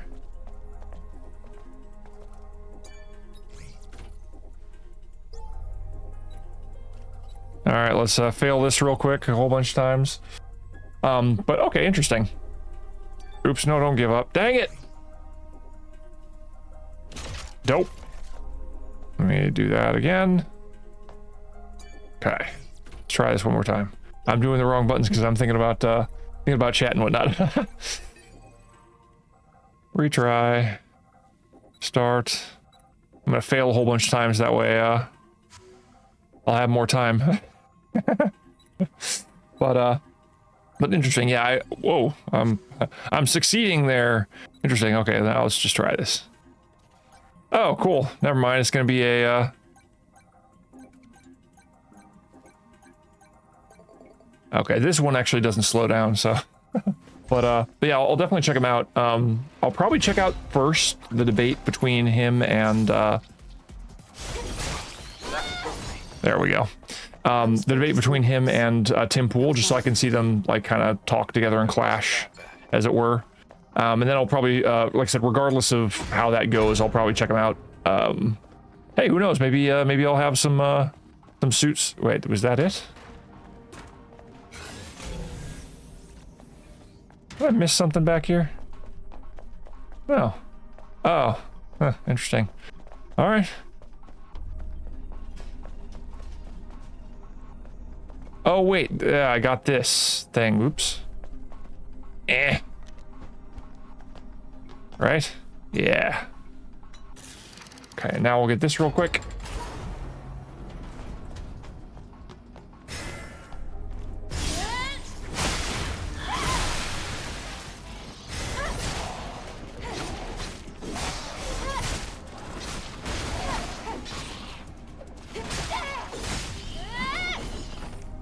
There we are. Okay. So now I hope that I make it through here and I find a save point, because I didn't realize we were going to be talking about, let's see here, Star Wars, Lord of the Rings, and politics for so long. Now, don't get me wrong, I don't mind discussing this type of stuff. In fact, once again, you know, I switched over to, oh good, we're in a place where I can save, I think. Warmth from this place.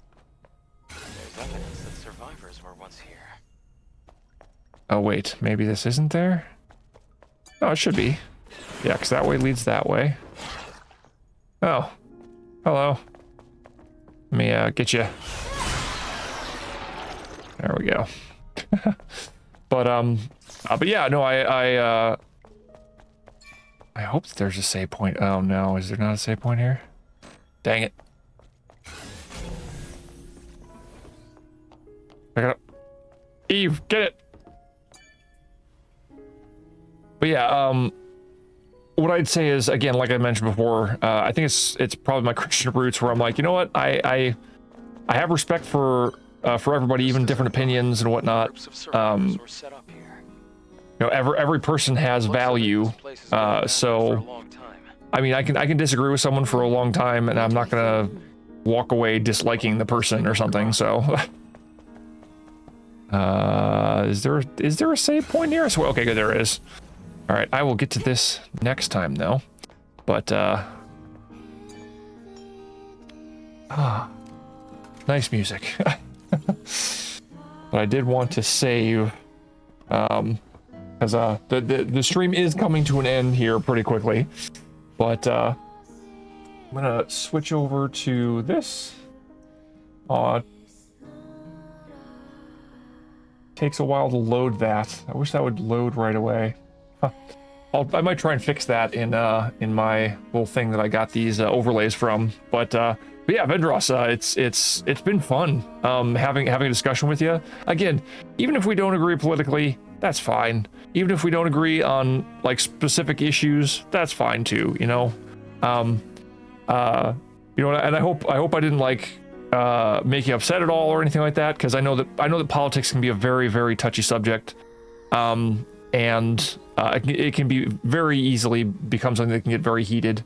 Yeah, and like I said, I'm gonna try and keep politics basically out of the stream as much as I can. Although I kind of violated that, and we talked about it for like an hour.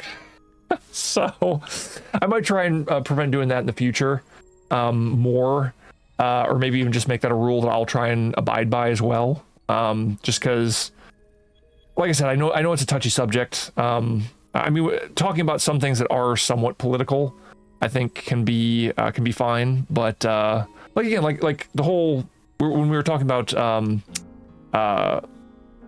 like racial differences in the states and where that may have spawned from, and why the entertainment industry is the way it is here in the U.S. And what might have led to that. I think that both you and I have good points about that in particular. Where I think you're absolutely right that it's how the United States handles race and how people, I'd say, have hijacked race to a degree, and are using it for their own purposes.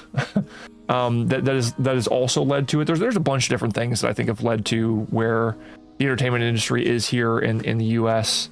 And it's kind of sad. I'll say, on multiple levels, you know, that and I think it kind of, to a great degree, leads back to one of the things that I mentioned originally, that respect for each other has been lost, or at least at the very least has been assaulted, and has degraded, and that's led to a lot of, I think, our problems here in the States. And I really hope that whoever gets elected, that gets rectified, and then regardless of whoever you think would be the better person to do that, I know I have my stance on that, and even just like politically around the world, and whatnot, you know, the relations that the U.S. has with other countries. I mean,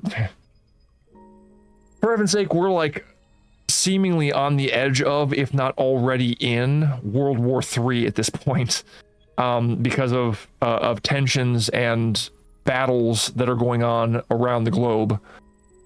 So there needs to be something done, otherwise things could head in a very dark direction very quickly. So, and I think that a lot of people could agree with that. I don't know if you do, Vedros, or not, but yeah, I think that here, at least here in the States, I don't know how it is over in Germany, or if you struggle with this as much, which probably not, I'd bet. But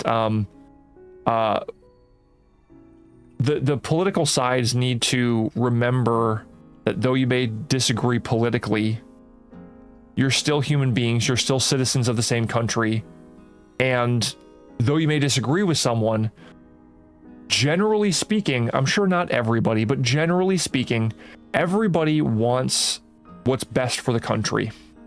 Gotcha. Gotcha. And you know what? I think that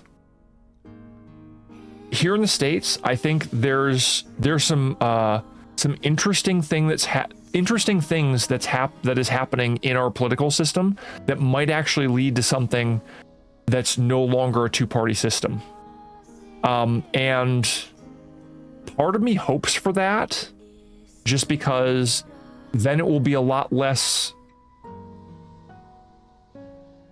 apt to have people in power or people who are a lot more politically polarized to try and make it a team sport.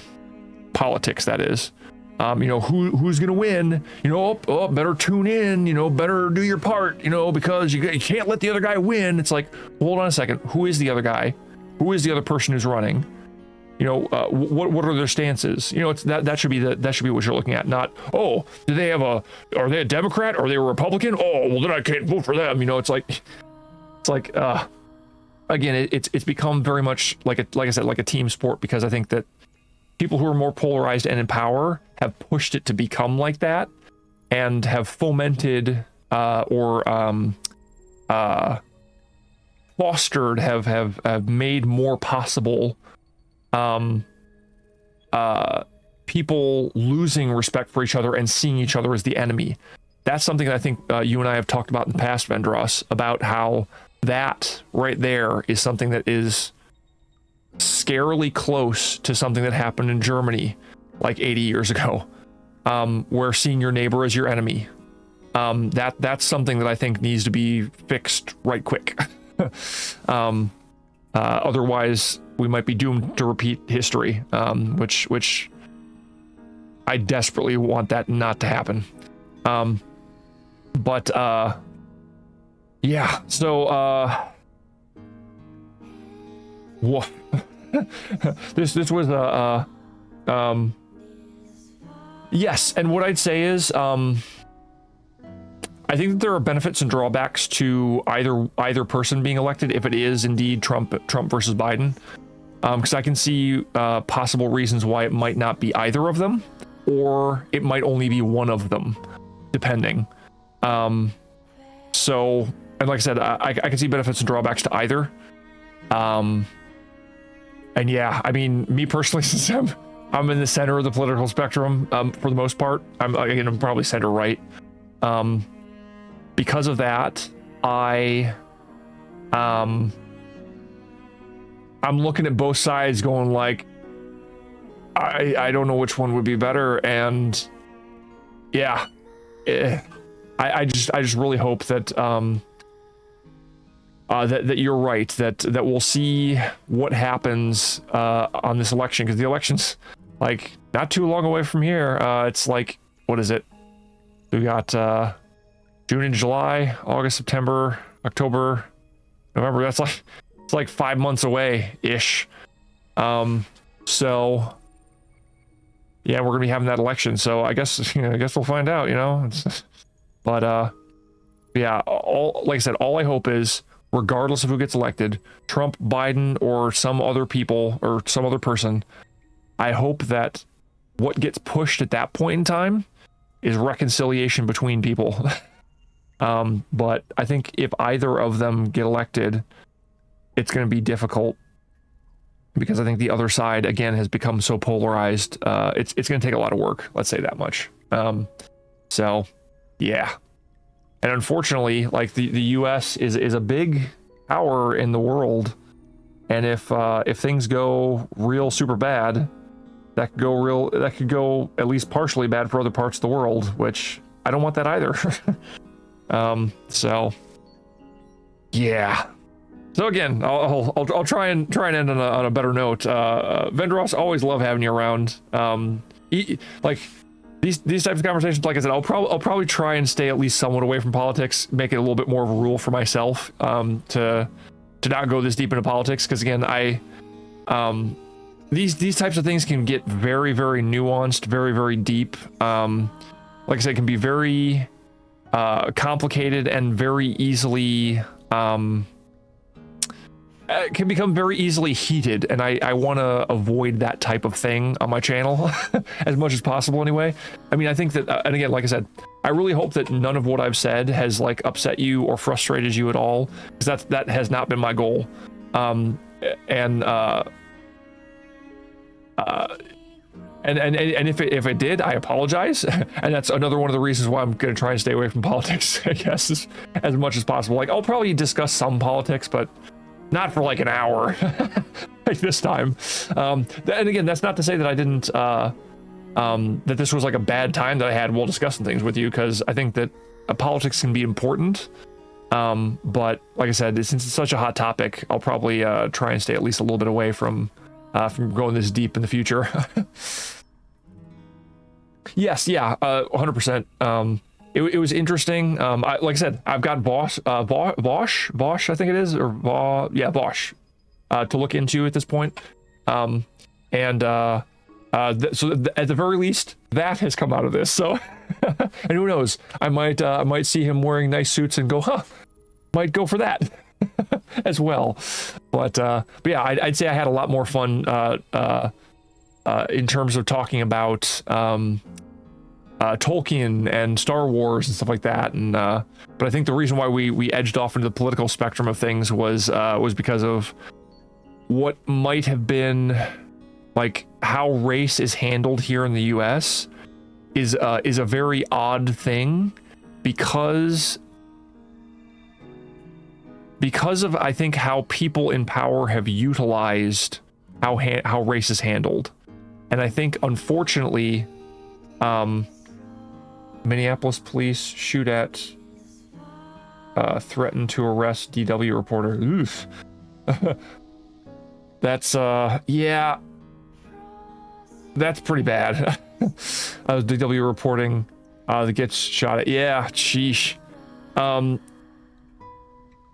That's something that here in the States we're supposed to have. Oh, here. That's stupid. Okay, here, let me, allow that. You can say F off. Come on, Twitch. I'm gonna let that be permitted. I'm sorry. This is an adult channel. We could use adult words. And you didn't even use an adult word. You said F off. The letter F is not banned here. F's in the chat for F off. There we go. But yeah, so there we go. So yeah, I'll say I think to kind of head off or put a pin in the previous conversation we were having about the entertainment industry. I think the entertainment industry has become politicized over here in the States. It has had the people in power take stances on things that are political, like I said before, like the new Star Wars TV show that came out. I think it was the producer and one of the actors were laughing about how it's like, oh yeah, I mean, one of the points of this show was to make white people cry, and it's like, what? Why would you do that? Why would you cut off an entire demographic, a large demographic here in the States? They're actually the larger demographic, at least currently, in the US. So it's like, why cut that off? You know, it's like, and then there's a bunch of people over in Europe. I assume since you're in Germany, you are of German lineage, which is typically white skin, you know, and whatnot. So, or pale skin, taupe, you know, or whatnot. So, you do. Oh yeah. Well, everyone cries, yeah, but not because of the reason they think, yeah. Yeah, well, that's the thing, is like, well, the thing is, it doesn't really make me sad anymore because I've lost interest in Star Wars. I just look at it and I go, it's more I shake my head, you know, like, oh man, what are they doing? You know, they could be so much more successful if they did, if they made compelling characters, regardless of what race they are or gender they are, whatever, don't care, you know, as long as it fits in with the plot, if you have a good plot. So if you have good writing, then it's going to be something that people are going to enjoy. That should be the goal, not, oh yeah, one of our goals is to make white people cry. It's like, and it wasn't in like, oh, make them cry because we had a sad scene. It was in reference to, yeah, making white people upset and, oh, boo-hoo white people, you know, that type of a thing. It's like, why are you doing that? But it seems like that's what's happened to the entertainment industry, that's been captured by a lot of people that are like that, or I don't know if captured is the right word. I've heard other people refer to it as captured, so that's why it came up in my normal way of speaking my personal vernacular. But I don't know if I'd say captured. I'd say it's like run by people who have that kind of a perspective. And it's just unfortunate, you know. Yeah, I'd say it's too bad that I can't watch Rings of Power and enjoy it, because I know too much about Tolkien lore, you know.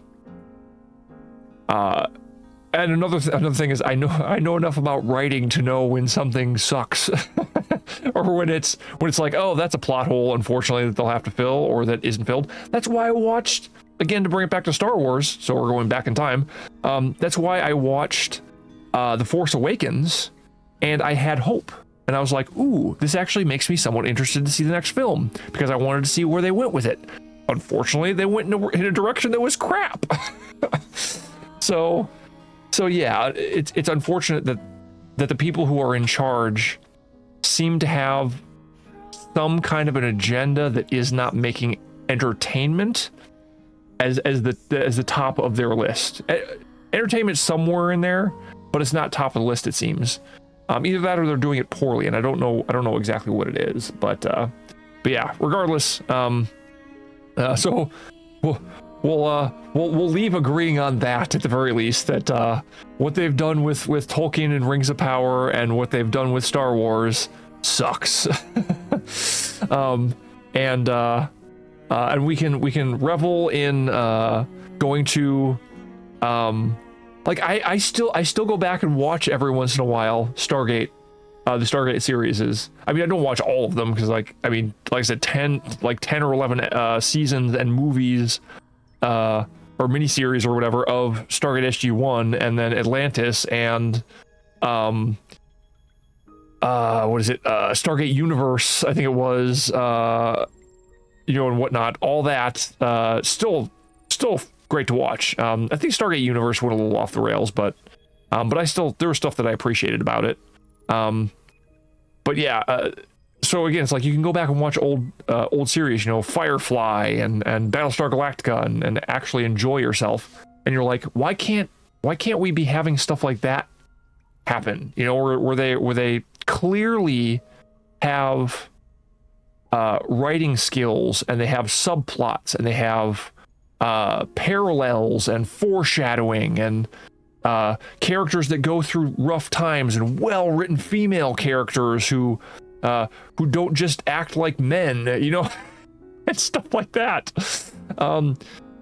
Yeah, and well-written male characters that, I don't know, it's just I wish that we had more of that than what we're getting right now. And I think it's just all kind of tied up with what we kind of discussed for the last 2 hours or so, where things have become so polarized that I think it's bled all the way into media, and I think then media has reinforced that, because then you're seeing representation, like misrepresentations of people in media, and going, yep, haha, that's the other side of the political spectrum, that's exactly how they act, and it's just some caricature of them, which is again only playing into or pushing things to further fragment and further polarize, which is bad. It's very, very, very bad. I don't want to have a civil war, but it seems like we might be pushing in that direction, unfortunately. So yeah. But again, on a more positive note, we will enjoy Firefly and Stargate SG-1, even though those are like super old series too. Like I think Firefly came out like early 2000s. So, but yeah. But anyway, once again, I want to mention again, I love having you around, Vendros, even just to have conversations like this, or just to have you hang out while I play video games. But yeah, but I gotta head out. it's been a blast, but I gotta go and get some sleep. So yeah, I hope you have a good day. I hope you've fully recovered from your birthday experience, and I hope you can find some entertaining media. Yeah, thank you. You as well, because I know it's going to start heading toward evening at this point in time for you. But gotcha. Well, hey, I hope I didn't eat up too much of your time today, but I will look forward to seeing you next time. Oh, gotcha. Yes. All right. Yeah, I think it's what is it here? It's like 1500 here, so. But anyway, it's been a pleasure, and I'll catch you next time.